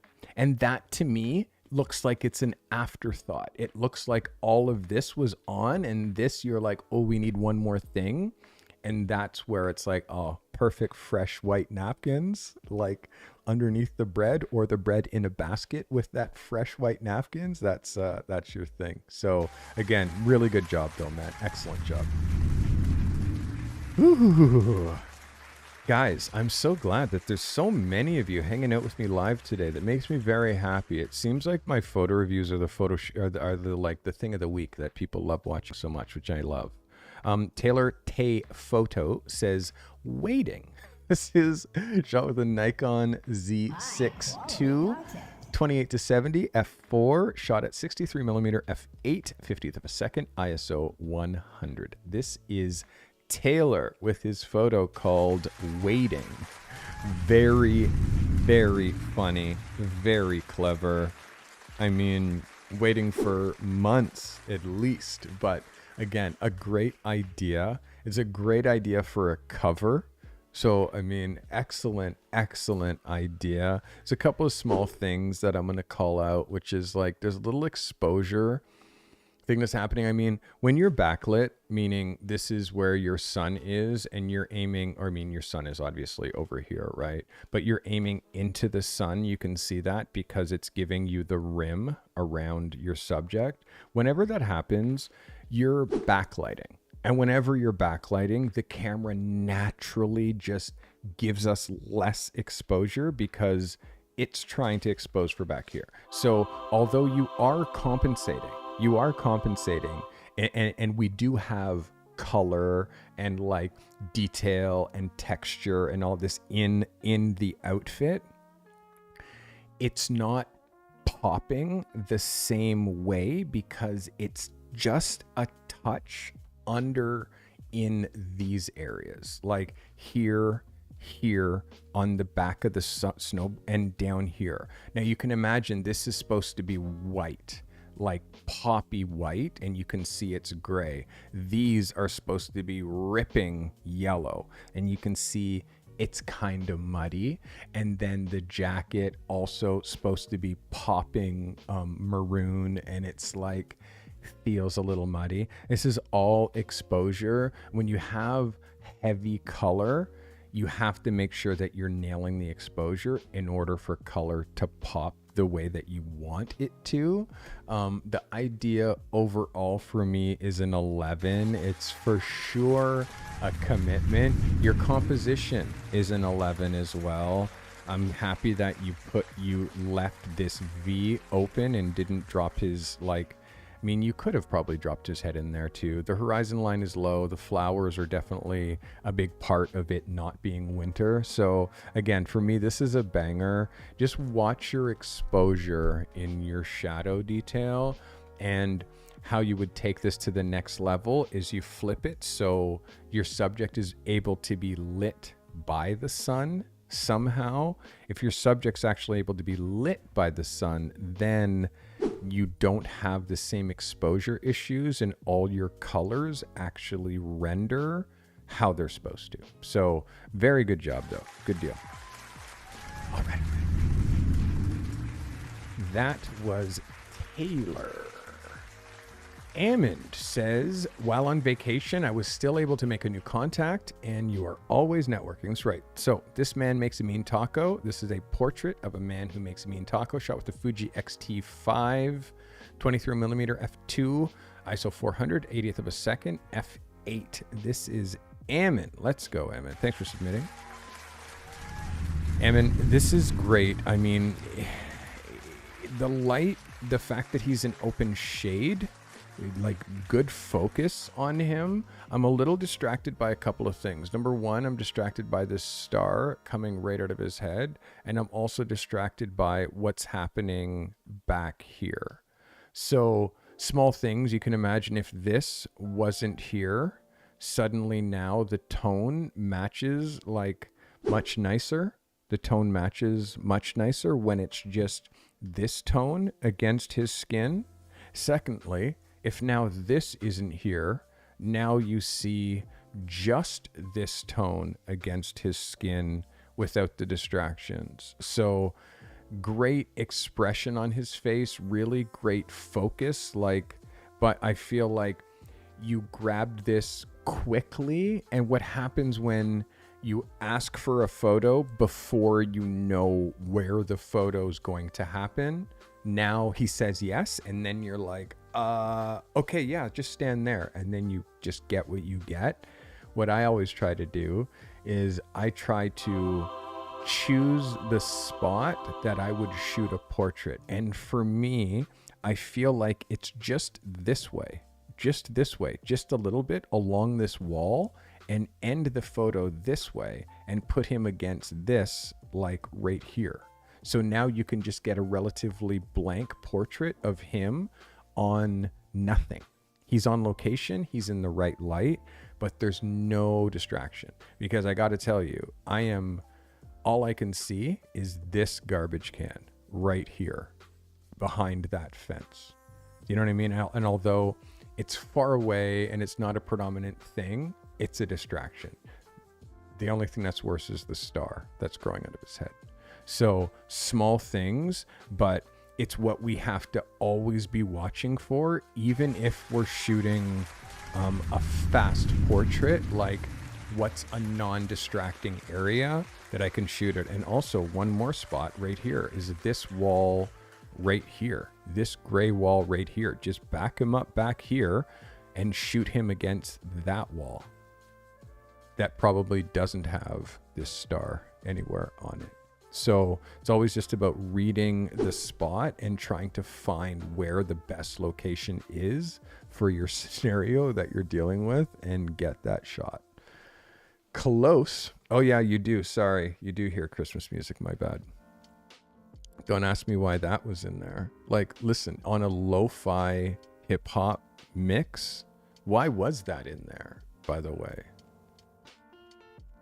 Like, yeah, totally. I'm hearing like, and I'm seeing all kinds of stuff that shouldn't be in this playlist. Like, geez, give me something else. My bad. I'm so sorry. That's like unacceptable. Calligraphy. Appreciate you, man. Thank you. Colin from Arresting Photos. Good evening, Carty crew, you executors of excellency. I think if I had a macro lens, this shot would have been closer to what I had envisioned. Nikon D5600, 50mm, 1.8, ISO 100, f14, a 60th of a second. This is Colin from Arresting Photos. Colin, this is well executed. And I'm glad you're back to submitting. This is it. Well lit. Look at your double highlights, my guy. Like this is how you light a bottle. This is how you light a bottle, with the black down the center, this highlight on that side, that highlight on this side, the little bit of mist from when he just, oh my goodness. This is it, Colin. Yes. I'm just going to say yes. Yes. Yes. Yes. Yes. Yes. Yes. Yes. This is a banger. Thank you. And I'm so glad you're back. Yes. This is absolutely everything that I would ask for. And just so you see that he's not all smoke and mirrors, this Colin at Arresting Photos, just so you can see he's not all smoke and mirrors, have a look at the detail that this man just gave me. This is why yes, sir, yes. All I have to look at is yes. Yes.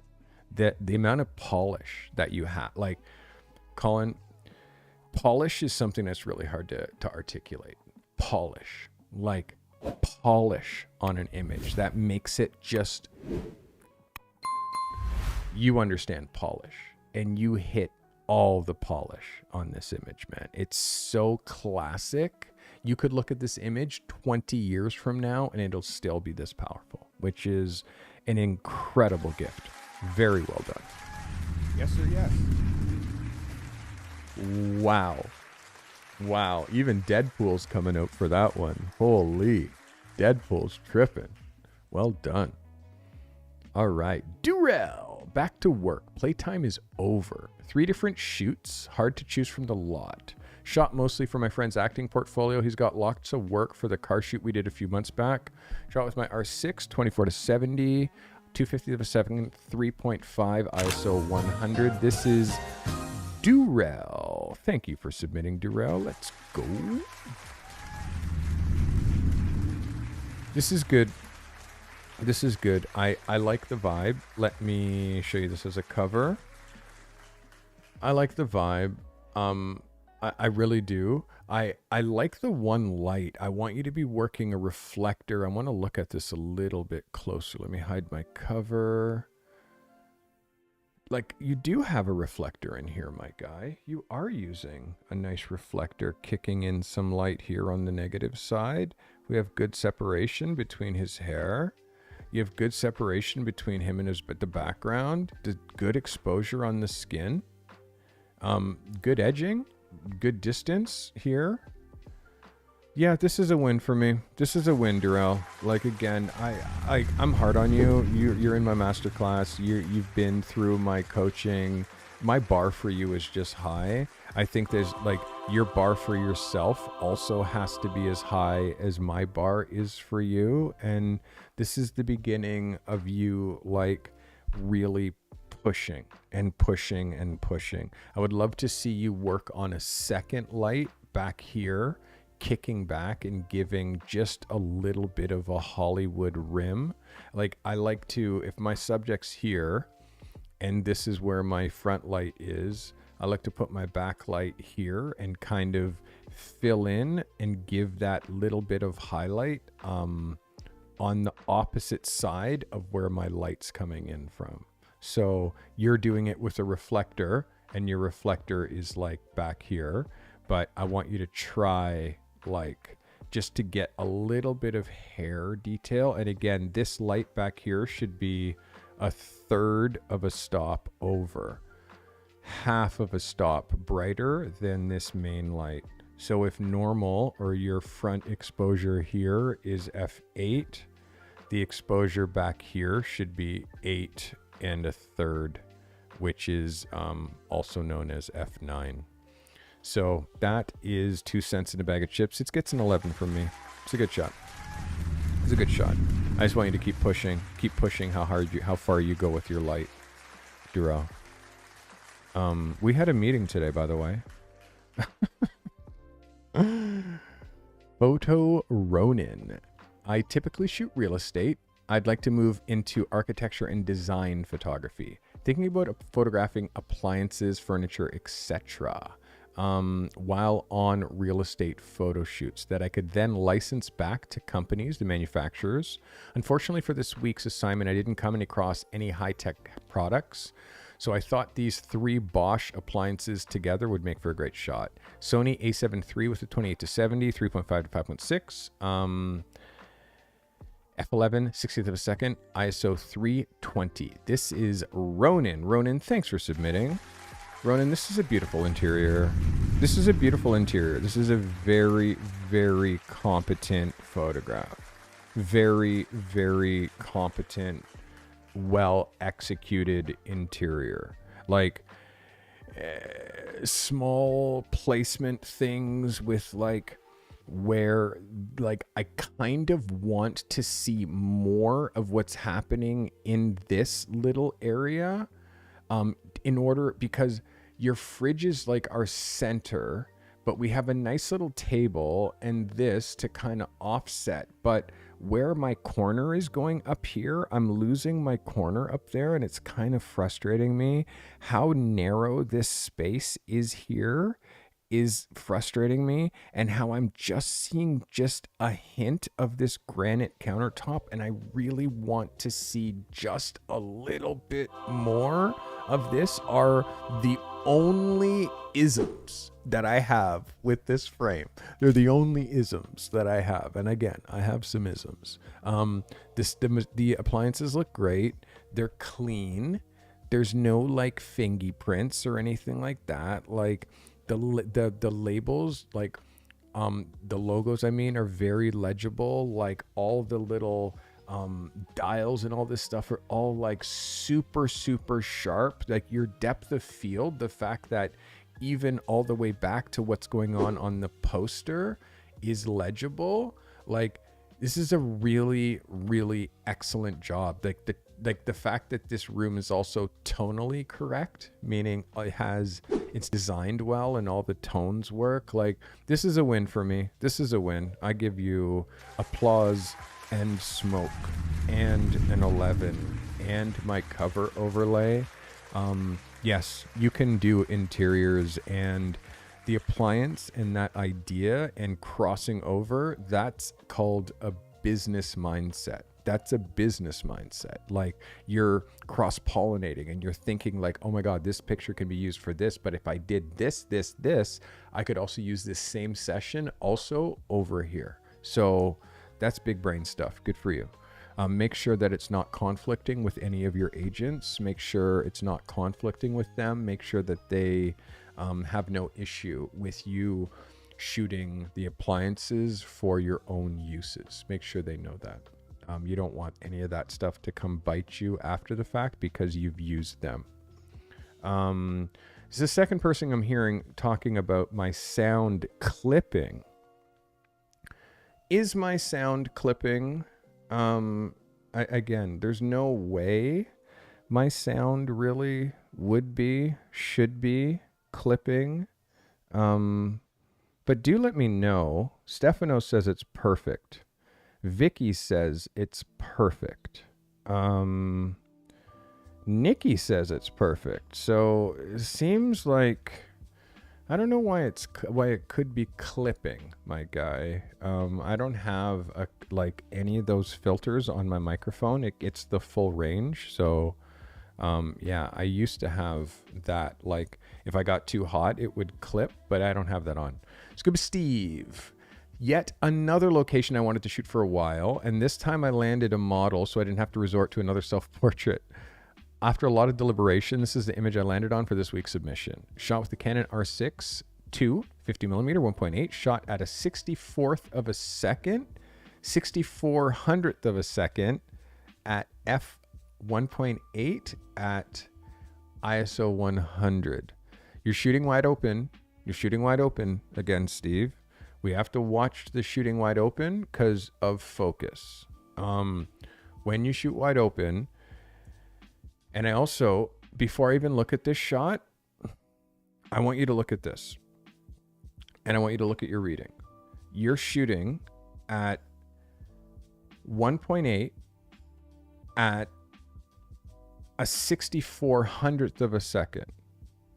Like you could have cut a 6400th down and shot at f2, at 2.5, at 2.8, at f4. Like there's no reason to shoot wide open, especially if you're shooting at ISO 100 and you don't need that space. I'm going to say again, a Canon STM 1.8 is going to be the softest aperture is 1.8. The softest aperture is 1.8. So if you shoot at 1.8, the odds of you giving me right now an out of focus picture is probably, I'm going to say about 80%. I'm going to say about 80%. And you know, it happens over and over and over again. And the fact that you shot it at 6400th of a second, you shoot at 1.8 when you're shooting at a quarter of a second. Like when you can't get, and you're already up the ISO as high as possible. You're shooting at ISO 100. So there's no reason for you to be shooting at 1.8. Stop doing it. It's literally, especially if you're shooting people. I haven't even looked at your image yet, but I can already tell you it's going to be out of focus. And I'm looking, and it's out of focus, Steve. It's out of focus because you're shooting at 1.8. There's no need for it. Like you can't get that sharpness. The sharpness that I've seen that you can get. It's like there's nothing in focus in this picture. There's nothing in focus. So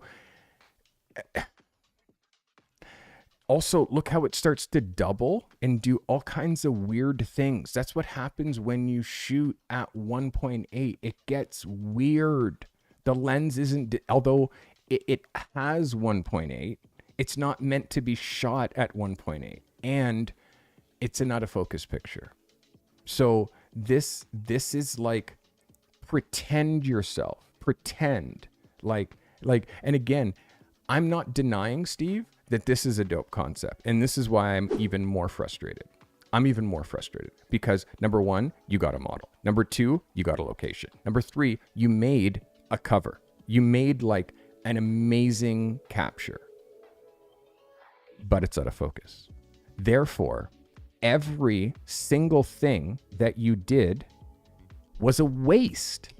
So would you rather me not try to stop that from happening again by pressing harder on the like, this is why you don't shoot 1.8? Because look at the sacrifice that you just made. Like all of this idea, and now all the photos that you shot at 1.8 are going to be like this. So you're going to be looking at hundreds of photos because you shot hundreds of photos, and then they're all going to be soft. So how you solve that is don't shoot that lens at 1.8 ever. And you didn't need to. That's why I'm frustrated, because you didn't need to. If you look at your mathematics, like, and if you're shooting aperture priority and it's just cranked all the way wide open, don't do that. Just don't do that, because the result will always be like this. Always. It'll always result in an out of focus picture. So if you're going into a situation and you're shooting at 1.8 and you know the result is going to be an out of focus picture and then you do it anyways, that is insanity for me. Because I felt like I've talked about this before over and over again when I see someone shooting with a $200 50 millimeter lens wide open. So Scuba Steve. Scuba Steve. So close, my guy. And it's hard because, again, that's just your settings. And I don't know why people are so obsessed about bokeh and all of that stuff. Like, oh, I just have to have the like bokeh. But it's like, Steve, don't be sorry, bro. Don't be sorry. Again, you're not doing it. It's like, it's for you to know. Lock it in. The reason that I'm going this hard is because this should have been locked in months ago for how long you've been watching me. That's all. It's just lock it in. Don't shoot wide open. It always will result in an out of focus picture. And the picture is an 11 out of 10, but it's a 0 out of 10 because it's out of focus. So that should mean a lot, because you can't show it.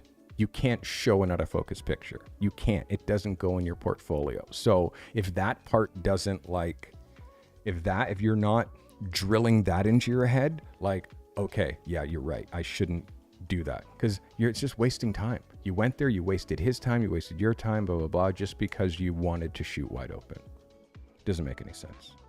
All right, let's get on to Donna MK. Spent the week on Caslow, BC, a beautiful little spot near Purcell Mountains. I wanted to incorporate them into this week's assignment. Shot with the Nikon D810, 24-70, 35 millimeter, 80th of a second, f5 at ISO 80.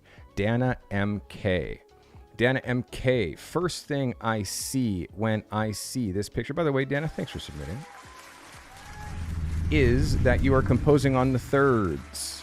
You're composing on the thirds. You have your grid on your camera, and you have your thirds set, and you are composing on the thirds. Number one, let's look at this as a double page spread. Because you're composing on the thirds and you're imagining the frame in thirds instead of in dividing in half, when you look at this and see this line on a third and this line on the next third, okay, and yes, let's compose nicely on the thirds, because that's what we're told to do, right? But then look at where you drop the horizon line. Dead through her head, directly through her brain. You put the horizon line there.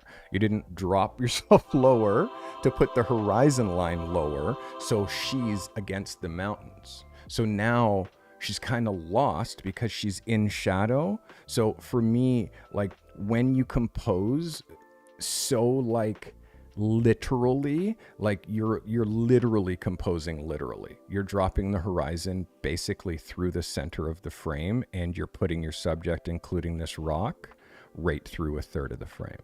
But this doesn't work in a double page spread, because now in a double page spread, it ends up that she's too close to the gutter. She starts to now feel like she's falling into the inside of the frame, and it feels off balance with all the space that you have that way. So again, not a factor when you're thinking about pictures, just a pretty picture, but you have to watch your horizon line. You have to watch where you're putting your horizon line and push this line lower, because it can't just go straight through the picture. That is first grade stuff for photography. We got to be way more creative with where we're pushing our horizon lines, and with horizontals, get out of the mindset of composing on thirds, because magazines look like this. So divide your frame in half and then drop your subject in 1/2 of one page. And then your subject would have been literally right here. And you can see how that is like the center of the frame. Then you drop your horizon line down to here, and then her head becomes in this cloud right here. It gives you the separation, and it becomes way more of a grabby composition. I hope this helps you, Dana. Dana, you've won so many photos of the week since you started submitting. Like, my bar for you is high, because I know that you can compose. I know that you came out swinging when you sent pictures. So they all have to be that way. You can't be like a heart rate when it comes to your consistency. It has to be a flat line, like you're stopping people dead. That's the vibe. Thank you for submitting. That was Dana. Dana. All right, let's go. Romeo. One family submission. No, he's saying one family. My submission for this week, shot with the Fuji X-T3 50 millimeter ISO 200 f8 125th shot, and the product is an iPhone 13 Pro. This is Romeo. Romeo, thanks for submitting. I like where you're going here. You're definitely trying to create it's like on figure product photography, and it's very, very close. For me, it just needs a little bit of I like the fact that this is a black jet background, but I feel like we just need a little bit of something, like maybe light coming off the screen, just to give us just a little bit of separation, like on this edge. Because there's no separation, it just means I see the orange. The orange is a great pop of color, but I need some sort of a balance up here, or something that makes it feel a little bit. I mean, obviously when the cover is going to be a balance, but as far as composition, this is a banger. I like it. Her nails are amazing. The nails match the orange. Like this, for me, Romeo, just needed maybe one light just offset back here, just kicking in here, just to give me a little bit of streaks or something back there. It's so close for me. Like, this is almost there. I would almost want you to make this picture again and just give me some sort of interest, like back here, and everything else the same. Again, I like the stark black, don't get me wrong, but maybe I just want to see some sort of an edge on the phone there, so it's not. And also, secret time, when you're shooting a phone, take the case off. Honestly, take off the case. How many iPhones do you see on the Apple Store that are photographed inside the case? Never. They're always shot outside the case. So two things: shoot it outside the case so we can see the edge, and not this $10 case that has the flex in it. And give me another light on the background, and that's gonna just knock this into next week. Small things, Romeo. Small things. This is Stephanos. I managed to arrange a meeting with a friend that was willing to model. Tried butterfly lighting. At first, I saw a harsh shadow below her chin and used a reflector to smoothen it. Still think it's quite harsh, but I want to hear how I can improve. fun experience nonetheless. This is Stephanos. Thank you, Stephanos. Stephanos, this is the light. This is what it's supposed to look like. I mean, this is literally butterfly lighting, almost textbook. Almost textbook. You have to obviously watch your exposure, because the exposure is just under. Like, this is under by like a third. And if you're shooting, I don't know if you have a meter. If you do have a meter, there's a couple of things that you should know. If you don't have a meter, you have to know that there's a couple of things also. This is under. And how you can tell, it's like your light meter will say F8, and then there's a number after. It'll say F8.0, and then there's a small 7. Or it'll say F11.0, and then there's a small 8. And what that last number is out of 10.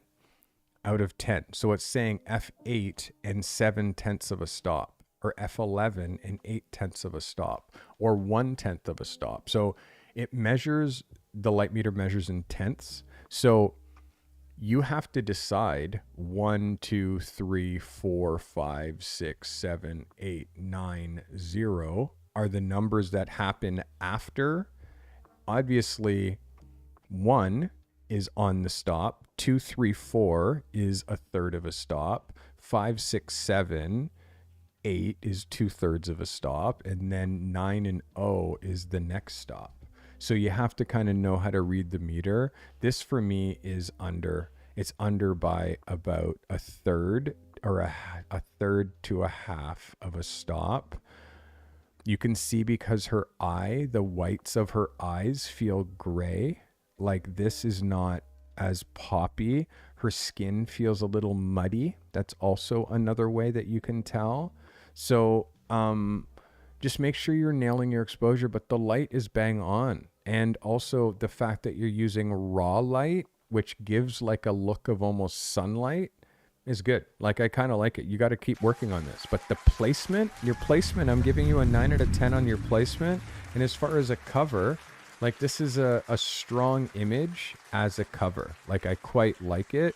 It's very editorial. It's very stark. I want you to develop this, Stefano. I think that there's something really here. I think you need to develop this further and nail that exposure. But your placement is on point, my guy. The placement's perfect. Yeah, your placement's spot on. So don't stress about that. And hard light renders hard shadows. So dark shadows when you use non-modified light. When you use a softbox, it renders softer shadows, and like, it fills the room up a little bit more. But again, 2 different types of light for 2 different like looks. All right, that is Stefano. Very well done, Stefano.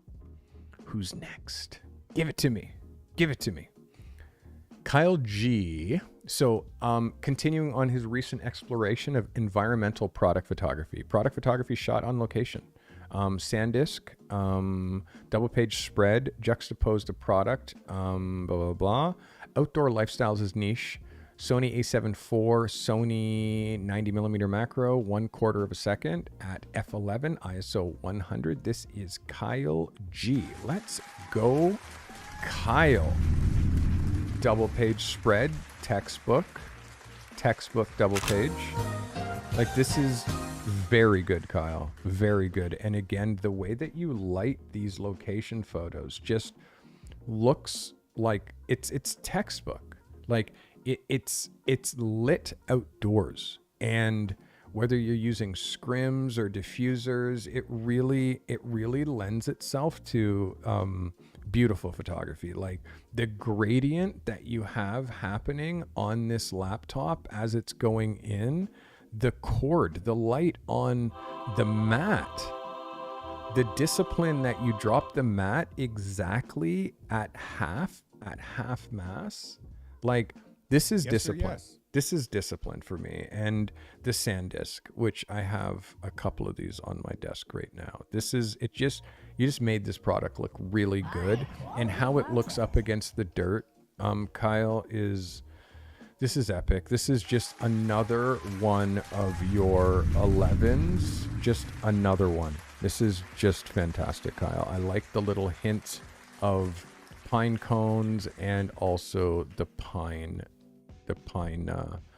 what are they called? Quills? Yeah, this is dope. Very, very good. Very good, Kyle. Kyle, you... I'm going to help you make $100,000, my guy. I'm convinced you're going to take over. Scott Gunnerson. Skill acclimating the elements of pro-level photography. In its effort, I am trying to make a photo with a complementary element. R5 85mm f2 macro 125 f11 ISO 100. This is Scott Gunnerson. Let's go, Scott. Taking a photo of your 50 with your 85. First thing I have to remind you is make sure that you power off your camera. Especially mirrorless cameras, you have to power them off before you take your lens off. Because if you don't power them off before you take the lens off, they will hold in memory the aperture that you were set at when you took the lens off. So this lens right now is stuck at like f11 or f16 because that's where it was when you took it off. These blades staying there over time will mess your springs up and will make it so your lens will eventually have to get serviced. How you avoid this is never take your lens off with the power on. You have to turn the power off on your camera before you take your lens off. If not, it will do this. Trust me, especially if you have the R5, because you have the R5 and I have it too. As far as the light, Scott, again, the light isn't there. Lighting these types of things, it's very, very tricky. I would love to see you using like this style of a folded reflector and put your light into the reflector so you actually are able to get like an edge of the light. If you light just with one source, which it looks like you're lighting with one source, relatively frontal based on what's happening here, it's like you're lighting a product like a portrait. And you can't light products the same way that we light portraits. It's completely different. And also you have something that's clear and highly reflective, and then something that's not clear and not as reflective, and you're trying to get both elements in the same shot, which becomes really tricky. In this case, for me, I would have removed this totally, and I would have focused only on trying to photograph the lens. And then it becomes why the blue. Canon's lens color is red. Like that's their branding is red. So shooting a Canon lens on blue, I don't know what brand uses blue as their thing. So be wary of, like, again, if you're doing a lens photo, go and say Canon lenses and look at when you see images of Canon lenses, what's the thing that you don't see? You don't see blue. You don't see blue. And when you do, this is like a knockout, like a close crop sort of, like that's off brand. This is off brand.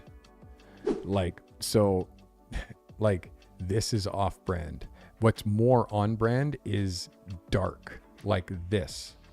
And if you see how this is, how the lenses are lit, sorry, I got to go back.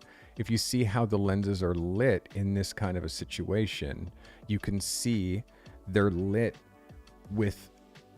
into a reflector. So you can see the highlight on each edge of the lens, that highlight, and also the reflective surface on the base. So if you're trying to do that, and again, here's another picture that everybody has seen. Look, it's shot to a gray, and look how it's the reflection of all the lenses on the bottom. So if you're going to do that kind of photography and you're trying to shoot a lens and make it look amazing, you have to look at how lenses are photographed first and then photograph them in the way that they're photographed. And they're usually shot this way. They're never shot laid on their side because they roll. Lenses roll.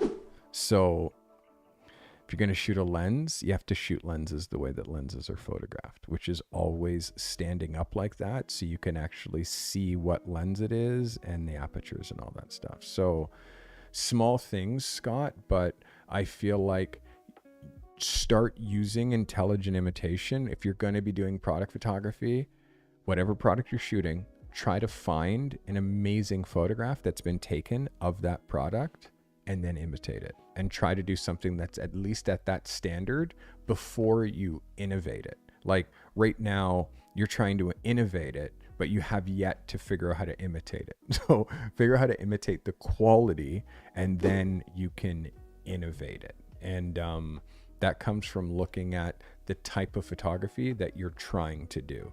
Juxtaposing the lens cleaner next to the lens is too basic. It's literally like, we don't need those kind of spoon-fed associations. Like I can read right here that it says optic cleaner, so I don't need to see that next to a lens. Like I can make that association. You have to think that your viewers are smart, so make smarter photos. Don't try to associate, just shoot one thing amazing. That's why the beer bottle, the Heineken bottle, or like the beer bottle that Colin submitted, is why it's just one element photographed amazingly. Like don't try to put two different things together when you're still struggling to shoot one. You know what I mean? It just complicates things and makes harder ideas than necessary. So this is for me a bit of a miss, Colin.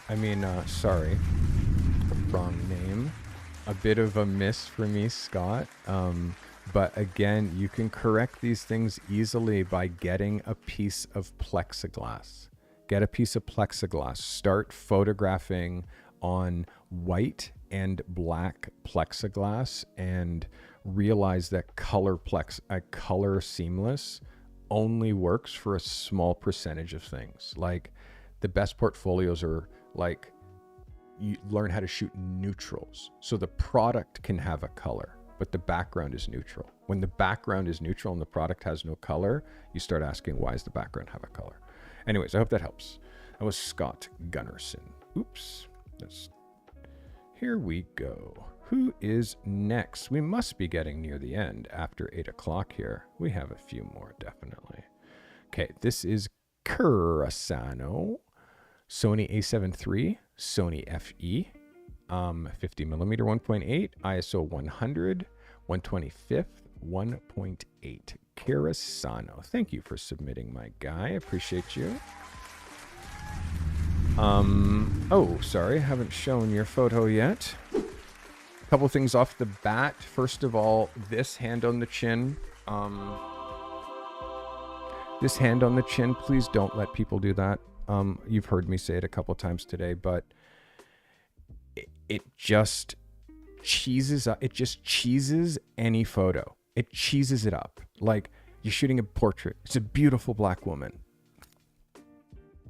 Do you know what I mean? It just cheeses it up. So if somebody does that, tell them, take your hand away. Please don't touch your face.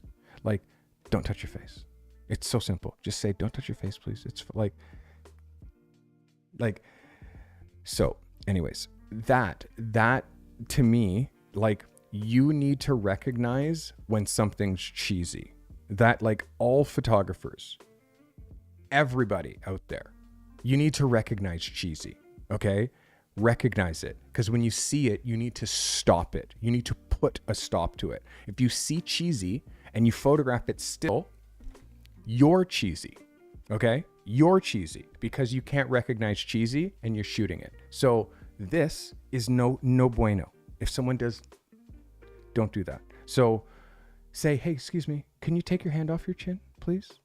And then I want you to look at your framing, okay? There's lots of space here, but she's claustrophobic here on the edge where there's no light.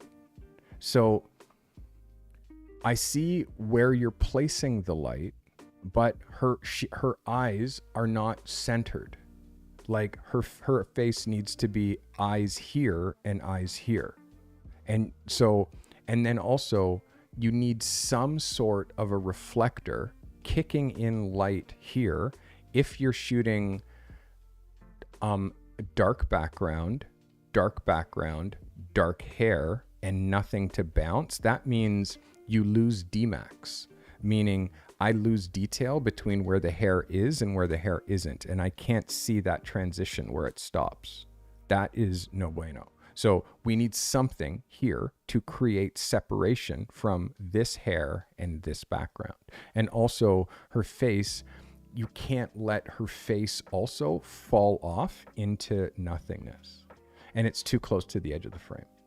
So those, like, if you look at this now and you look at the framing, as I'm explaining it to you, you can see that she's way too close to this side of the frame. And again, that's like, that comes from your composition, her exposure, perfect exposure. But most of her face isn't lit. Secret time, when you're lighting females, light them from the front. It's so much more flattering. And again, I'll use the word intelligent imitation. Look at Vogue magazine. Just do a search, Vogue, right? And then when you pull at Vogue images, look at how Black women are lit. Look at how all women are lit. Oh my goodness. There's so much more light, and it's usually front light. Like, if you want to like, you want to shoot for magazines. So look at what is in magazines. Look at how every female is lit from the front. So when you light women in a dramatic way, only a certain amount of faces can handle being lit that way. Look at, like, so you can see, I see her whole face and there's drama. But when you light so radically from the side, what happens is, and again, I've said this a couple of times today, her eye is a ball. It's a ball, a sphere. So you're shading inside her eyeball because you're lighting her from the side so far back that way. It's coming so far that way that it's emphasizing how much her cheek is, the lines under her eyes, and you're losing the entire other side of her face. So every flaw is accentuated when you light from the side. Thank God this girl has beautiful skin, right? But again, it's her whole face, and she would still have that skin if you lit her from the front. We would just see more of her. Small things, but be hyper with your light placement with lighting all people, Kurano, not just women, men as well. And this is light that I would give, this is the light that I do on a man.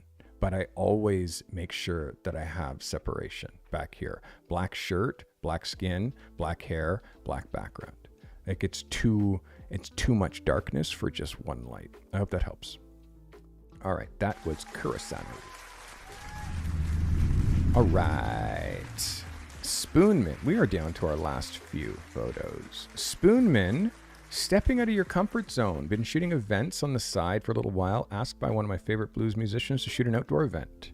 Good friend of mine, filled with stories such as opening for the likes of James Brown, B.B. King, and even at my grandfather's club during the 60s. Anyhow, admiration for this man. Shot with a Sony A7 IV 50mm 1.2, shot at 5.6, ISO 100 at 200th of a second. This is Spoonman. Thank you for submitting. My man, Spoonman. So I'm seeing that this is a live show. Obviously, it's a bit of a live show because you are photographing him on stage. I'm seeing, obviously, this musician in the background. Obviously, this little kid here in the background. Plants, the sign. It becomes super hard when you're shooting live because of all the distractions. You're wanting to get this guitar, but for me, the picture exists under here. The picture exists like right there with that dark background and all the distractions moving. So him just stepping back that way or you rotating that way and being able to catch the whole guitar underneath this without showing that pole, for me, that's the photo. The photo exists like it's way more of a cropped picture like this, where now you don't know quite as much like that it's a live show. You know what I mean? Like it's hard because this is now the exact opposite to what you do. You make photos. This is taking photos. Do you know what I mean? Where you have no control. It's happening. You're there taking photos. You can't tell him to move. You can't tell the background. You can't change what's in the, you can't walk and move this little kid and say, excuse me, you're in my photo. You can't take that plant and move it out of the way. You know what I mean? You can't take the keyboard player and say, sorry, your white keyboard's distracting me. Do you mind moving it out of the way? Do you know what I mean? Like, so when you're taking photos, you get what you get based on where you're standing. And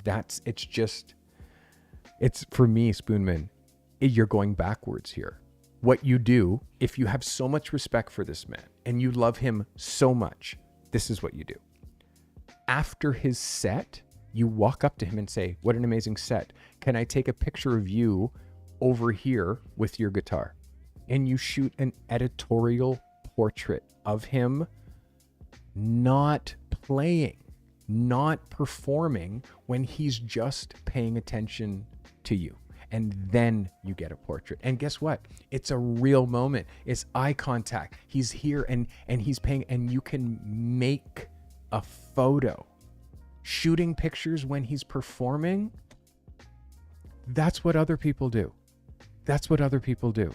You're trying to be a magazine photographer. You know what I mean? You have to make pictures. This is taking a picture. Afterwards, when the show's over, you walk up and say, excuse me, could I take 5 minutes of your time and make this photo over here? Now you have a portrait that you can look at again, that nobody else has.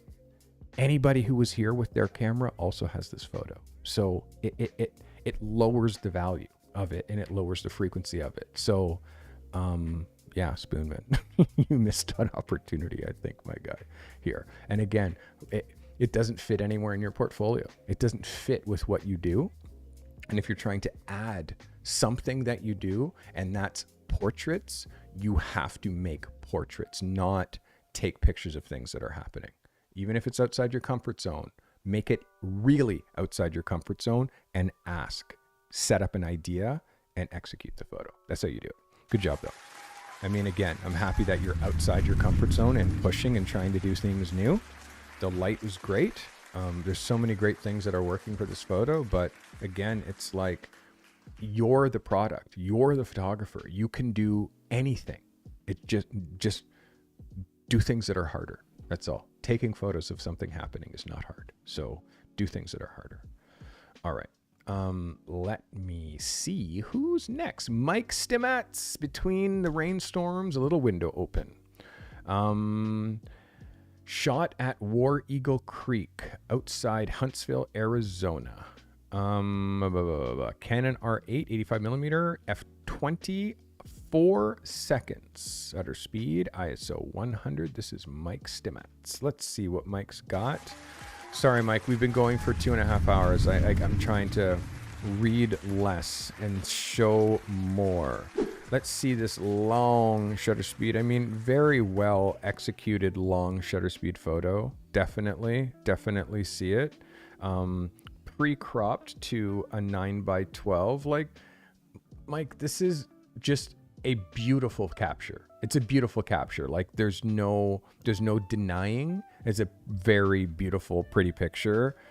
You drop the horizon, like literally you can draw an X through your photo as far as how simple the composition is. Like, I need you to make these harder. I need you to make them harder. Take this horizon, drop it to here.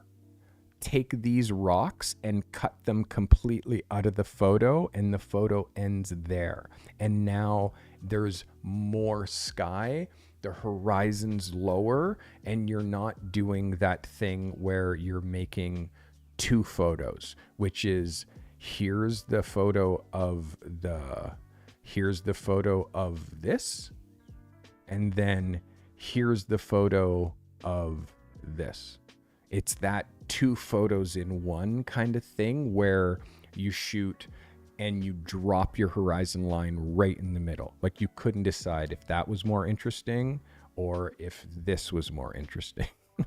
So make sure that when you're shooting this stuff, commit to pushing your horizon down, and you decide what the most interesting thing is in this frame. And you could almost go so far, Mike, as to cut the rocks out altogether and drop the horizon line right there. Like that's the picture. Like now there's no rocks as a distraction. The horizon is pushed right down, and now give me the sky. Give me the big sky with all of these ominous clouds. Now you have a photo that's interesting because you're not giving it, like, it's the most simple delivery is dropping the horizon right in the center, like at the 50% mark. So we have to push harder and try not to include two things in one photo. I hope that helps you, Mike. All right, Mike Stimats. Let's look at our last few. How do I do it? You guys must ask me, like, how do I do it? How do I review photos for 3.5 hours, 2.5 hours? Ricky de Silva says, I shot this last Saturday, shot at night with a strobe, AD 200 Pro, 20-inch softbox, 85 millimeter ISO 640, 3.2 at an 1/8 of a second. Ricky de Silva. Thank you for submitting, Ricky. Ricky, this is the beginning of you understanding the posing, my guy. This is the beginning of you really understanding the posing and knowing that the pose is no pose. You pre-cropped to 9x12, which is dope. She's got a dope look on her face, which is like just this I don't give a F kind of a look. Your placement of the light is a little low. Just seeing where your light placement is and seeing this nose shadow, I feel like your light could have been even more frontal, so that nose shadow drops here. So you're actually getting butterfly lighting, and the light that you're getting on this side of the face, you actually get on that side of the face as well. But yeah, the light is too low, and you can see just by 12 o'clock in her eyes, this is only at 2 o'clock. That means that the light's really only that much higher. It's not much higher than her head, if higher than her head at all. But the pose, the location is very good. This as a cover is very good. The vibe, the treatment is very good. Exposure is very close. I would call this plus 0.2 of a stop, which is less than a third. I would call this maybe a third of a stop over because we're starting to lose detail in the fabric. But overall, this is a win for me, Ricky. This is a good shot. This is a good shot, and the pose is winning. Like the no pose, that's the vibe.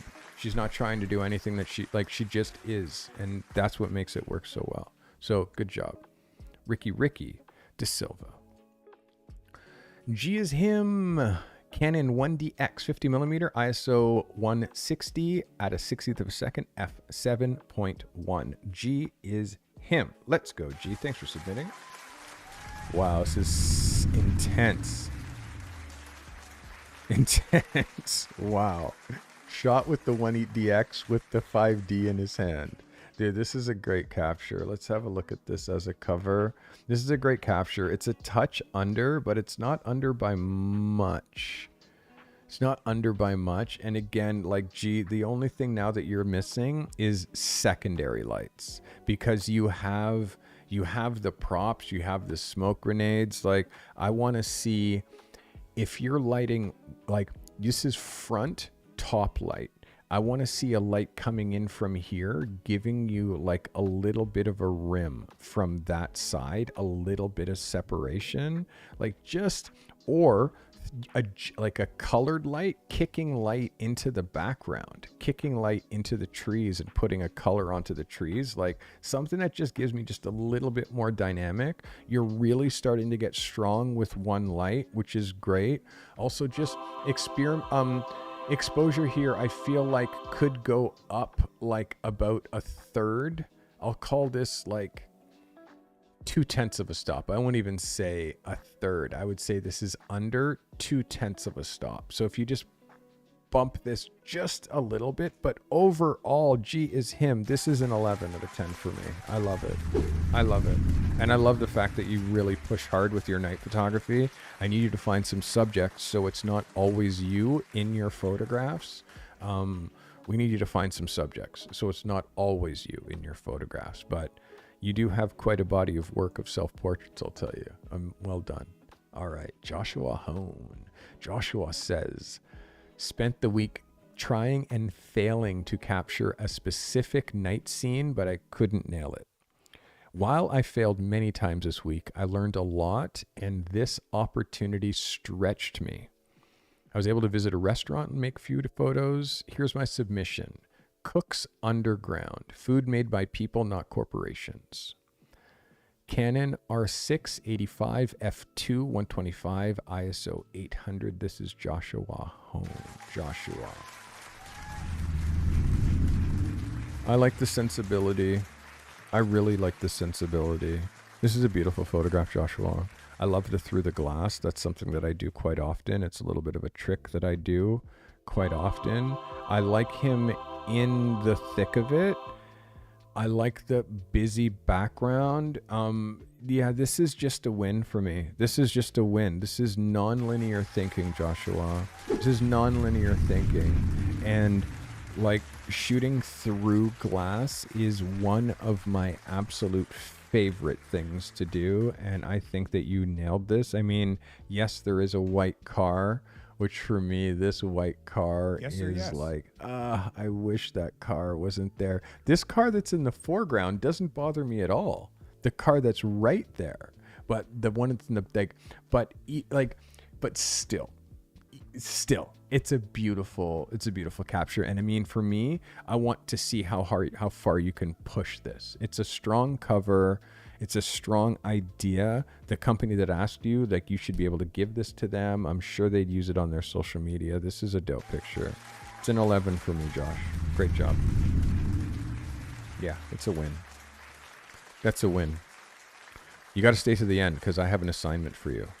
Dreadfully Blessed is our last photograph of the day. Dreadfully Blessed. Good evening and welcome. Hope everyone's well. This picture describes how the trip felt for me. The mountains, the water, the bird, and the overall atmosphere. I felt so at peace here. This is Sean Thomas, 1/800th of a second, f5, ISO. You didn't tell me the ISO. 1/800th of a second at f5, 35 millimeter, Tamron 24-70. This is Sean Thomas. Well done, Sean. Wow. Well, this is what I asked for. I mean, I know that you shot so much, but this is very, very close. I would be saying watch your horizon line because, again, it's very like 50-50. Like you can see it's right through the center of the frame, but you managed to put the Porsche underneath it. And I don't know if you had lowered your horizon line, you wouldn't have seen the water really at all. So the bird, the clouds, the little pinch of sun that's happening and coming in through here. Like this, and again, put it, it's so deliberate, and where you cut the car and the palmeras of a Porsche, like the palmeras of a Porsche, like you can show just like the nose of a Porsche, and you know it's like, yeah, this is a win for me. And again, I'm constantly wanting to see what you can do with car compositions, Sean. So this is a win for me. It's a strong cover. It's a strong idea. It's a strong car. This is good. And again, you tuck that horizon line. Just watch your horizon line and always be doing that like up down to see where it should fall. It's a good one, man. It's a good one for me. Guys, wow. While I go and look at photos of the week, please watch this. I'm guessing you're passionate about photography, but navigating the leap from hobbyist to professional can feel like a daunting, solitary journey. You know that you have the potential, but what you need is a clear path and expert guidance. I'm sure you also know that photography school costs upwards of $50,000, or maybe you think you're too old to go back to school. That's where I come in. I can give you delivery of my patented Carty method one-on-one. It's not just any mentorship, it's a personalized deep dive into a proven 6-phase system that I've developed over my 33-year career. Together, we'll walk through each phase of the Carty method, tailored specifically to your needs and your pace. Whether it's mastering the art of composition, or understanding the business side of photography, or even developing your unique style, I'll be there to guide you every step of the way. You can take the first step towards realizing your dream of becoming a professional photographer very simply. Enroll in the Carty Method one-on-one mentorship today. With personalized guidance and actionable steps at every session, you're not just learning, you're actually transforming. My time is limited. There's only 24 hours in a day, so I can only take on 8 shooters this way. So apply now to secure your spot and start your journey to becoming a professional photographer. Well, this is not easy this week, man. I gotta tell you, it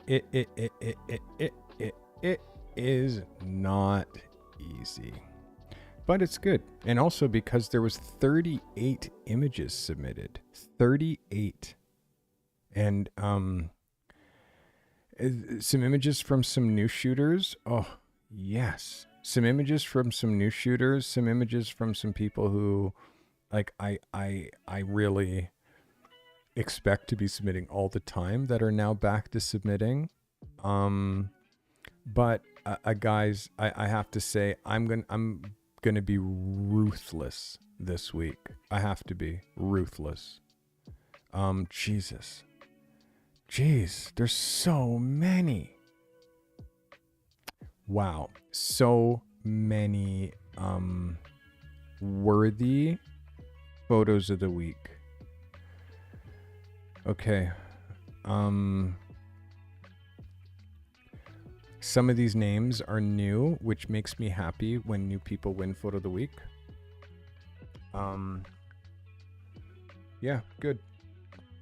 Okay, I think I have them all here. Ooh, forgot about that one too.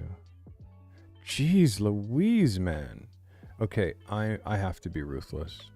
I have to be ruthless because there's way too many here. I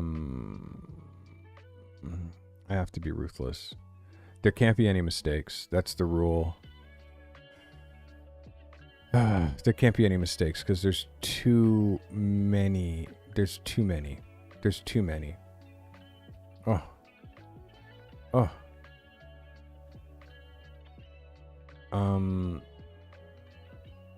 Okay. Okay, if you think I've missed any, do let me know. Not everybody gets photo of the week. Not everybody gets photo of the week, but these people do. Ladies and gentlemen, no particular order, your photos of the week. And make sure you stay to the end because I'm going to give you an assignment. First photo of the week goes to Josh McCoy for this photo right here. Josh McCoy, congratulations. Photo of the week.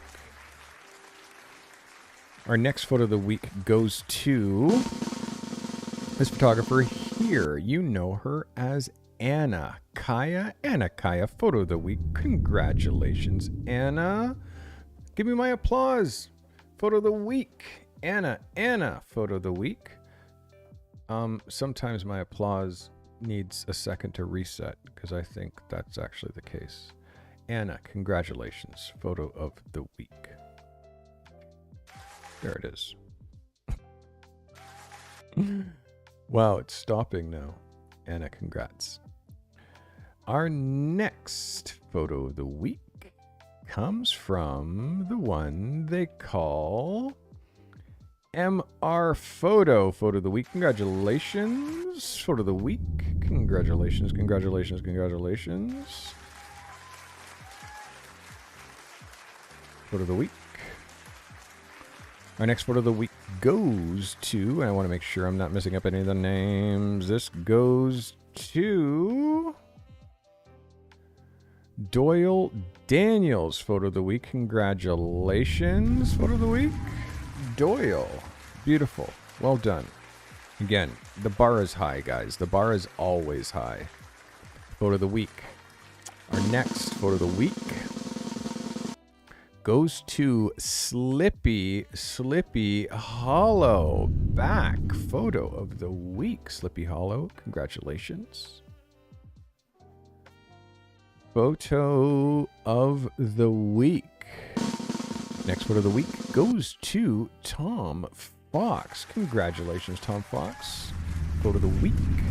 Congratulations. Congratulations, photo of the week. Let's get it on. Oh, the next photo of the week goes to Matthew Sergent. Photo of the week. Congratulations, Matthew. What an absolutely amazing photo. Photo of the week, Mr. Matthew Sergent. Photo of the week. Congratulations. And this next photographer, I gotta find who it is because there's been so many. This next photographer, his name, he's new. His name is Mike Morrison. Photo of the week, Mike Morrison. Congratulations. Photo of the week, Carty approved. Let's go, Mike Morrison. Congratulations. Our next photo of the week. Ooh, this one made me very happy. His name is Colin from Arresting Photos. Photo of the week. Colin, congratulations. Amazing. Next photo of the week. His name, Ronin. Congratulations, Ronin. Photo of the week. Amazingly well done. Photo of the week, Ronin. Beautiful. Beautiful. See, the bar is high. The bar is high and I'm going on. Our next photo of the week. Let's go. Our next photo of the week goes to, you know him as Kyle G. Photo of the week. Congratulations, Kyle G. Well done. And our last and final photo of the week before I award Best in Show. Our last photo of the week goes to the one they call Sean Thomas. Congratulations, Sean Thomas. Photo of the week from a recent out-of-town project. Sean, car photographer, photo of the week. Congratulations. Photos of the week. Amazing. But there's one photo that I really... One photo that I'm so happy. And, you know, oh my goodness, I missed one photo of the week. Sorry. One more photo of the week that I missed. Sorry. I literally missed this one. Tony, photo of the week. Congratulations. Actually, I meant to select this photo and I think I forgot to click it. Photo of the week. Congratulations. We have one best in show. And there could be many best in shows today. But this one best in show comes from a photographer who has had a crazy time in the last few months. But the work, it's all in the work. And it's all like, I believe in you. I believe in all of you. If you're watching me, I believe in you. You can do this. And know that the proof is in the pudding. And the pudding is the work. And the work has to be digestible. It has to be tasty. It has to be sweet. And the work, much like pudding, has to leave you wanting more. This photographer, I don't know if I'm harder on anybody than I am on this guy, but our best in show this week, Matthew Sergent. Congratulations. You win this week's best in show. Excellent. Excellent. Excellent portrait. Best in show. Screenshot that. So you have your best in show. Congratulations, Matt. Okay, this week's assignment. It's very simple. This week's assignment. And again, I have a page of assignments here. Pages of assignments. We're going into natural light. We're making it a natural light situation here, people.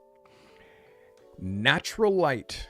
So if you've been shooting artificial light, you better start getting comfortable shooting natural light, because this is a natural light assignment.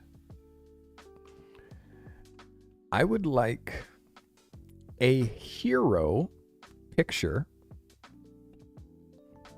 of your favorite person. Simple. I want a hero picture of your favorite person. A portrait shot natural light.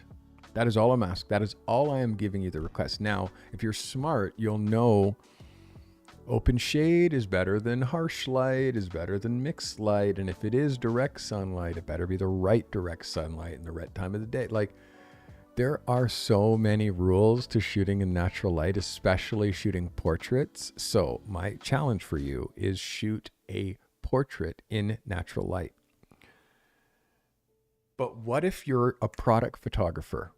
What if you're a product photographer? Do I expect you to shoot a portrait? Well, you could. You could shoot a portrait. You could try to shoot a portrait of your favorite person, because the person would appreciate your skills taking a portrait of them. And you can learn all the things that I've applied to all the other things that like all the other people I talk to about the portraits that they shoot. Or you can take a portrait of your favorite thing, meaning shoot a picture, a hero picture of your favorite thing, your favorite item. If you want to stay within your wheelhouse, stay with the fact that you shoot products, you shoot things, and you see no point in shooting a portrait at all, even if it is me saying shoot a hero picture of your favorite person, natural light. That's the assignment. Shoot a hero picture of your favorite person in natural light in an editorial way. And again, all the same rules apply. Horizontal or vertical. I want a vertical picture this week. I want a vertical picture. Calligraphy. Yes, sir. What's your question? I want a vertical picture this week, I think. I want a vertical picture because, you know, like when I leave it too open, because this is a cover. This is a hero cover of your... Can you use strobe in the natural light? Can you mix light? That's such a good question.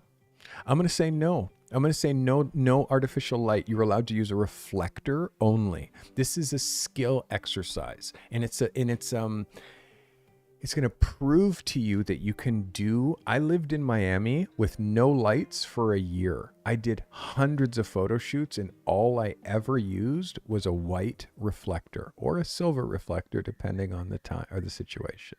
So natural light. It's a natural light exercise. So the answer to your can I use mixed light, like light and natural light? No.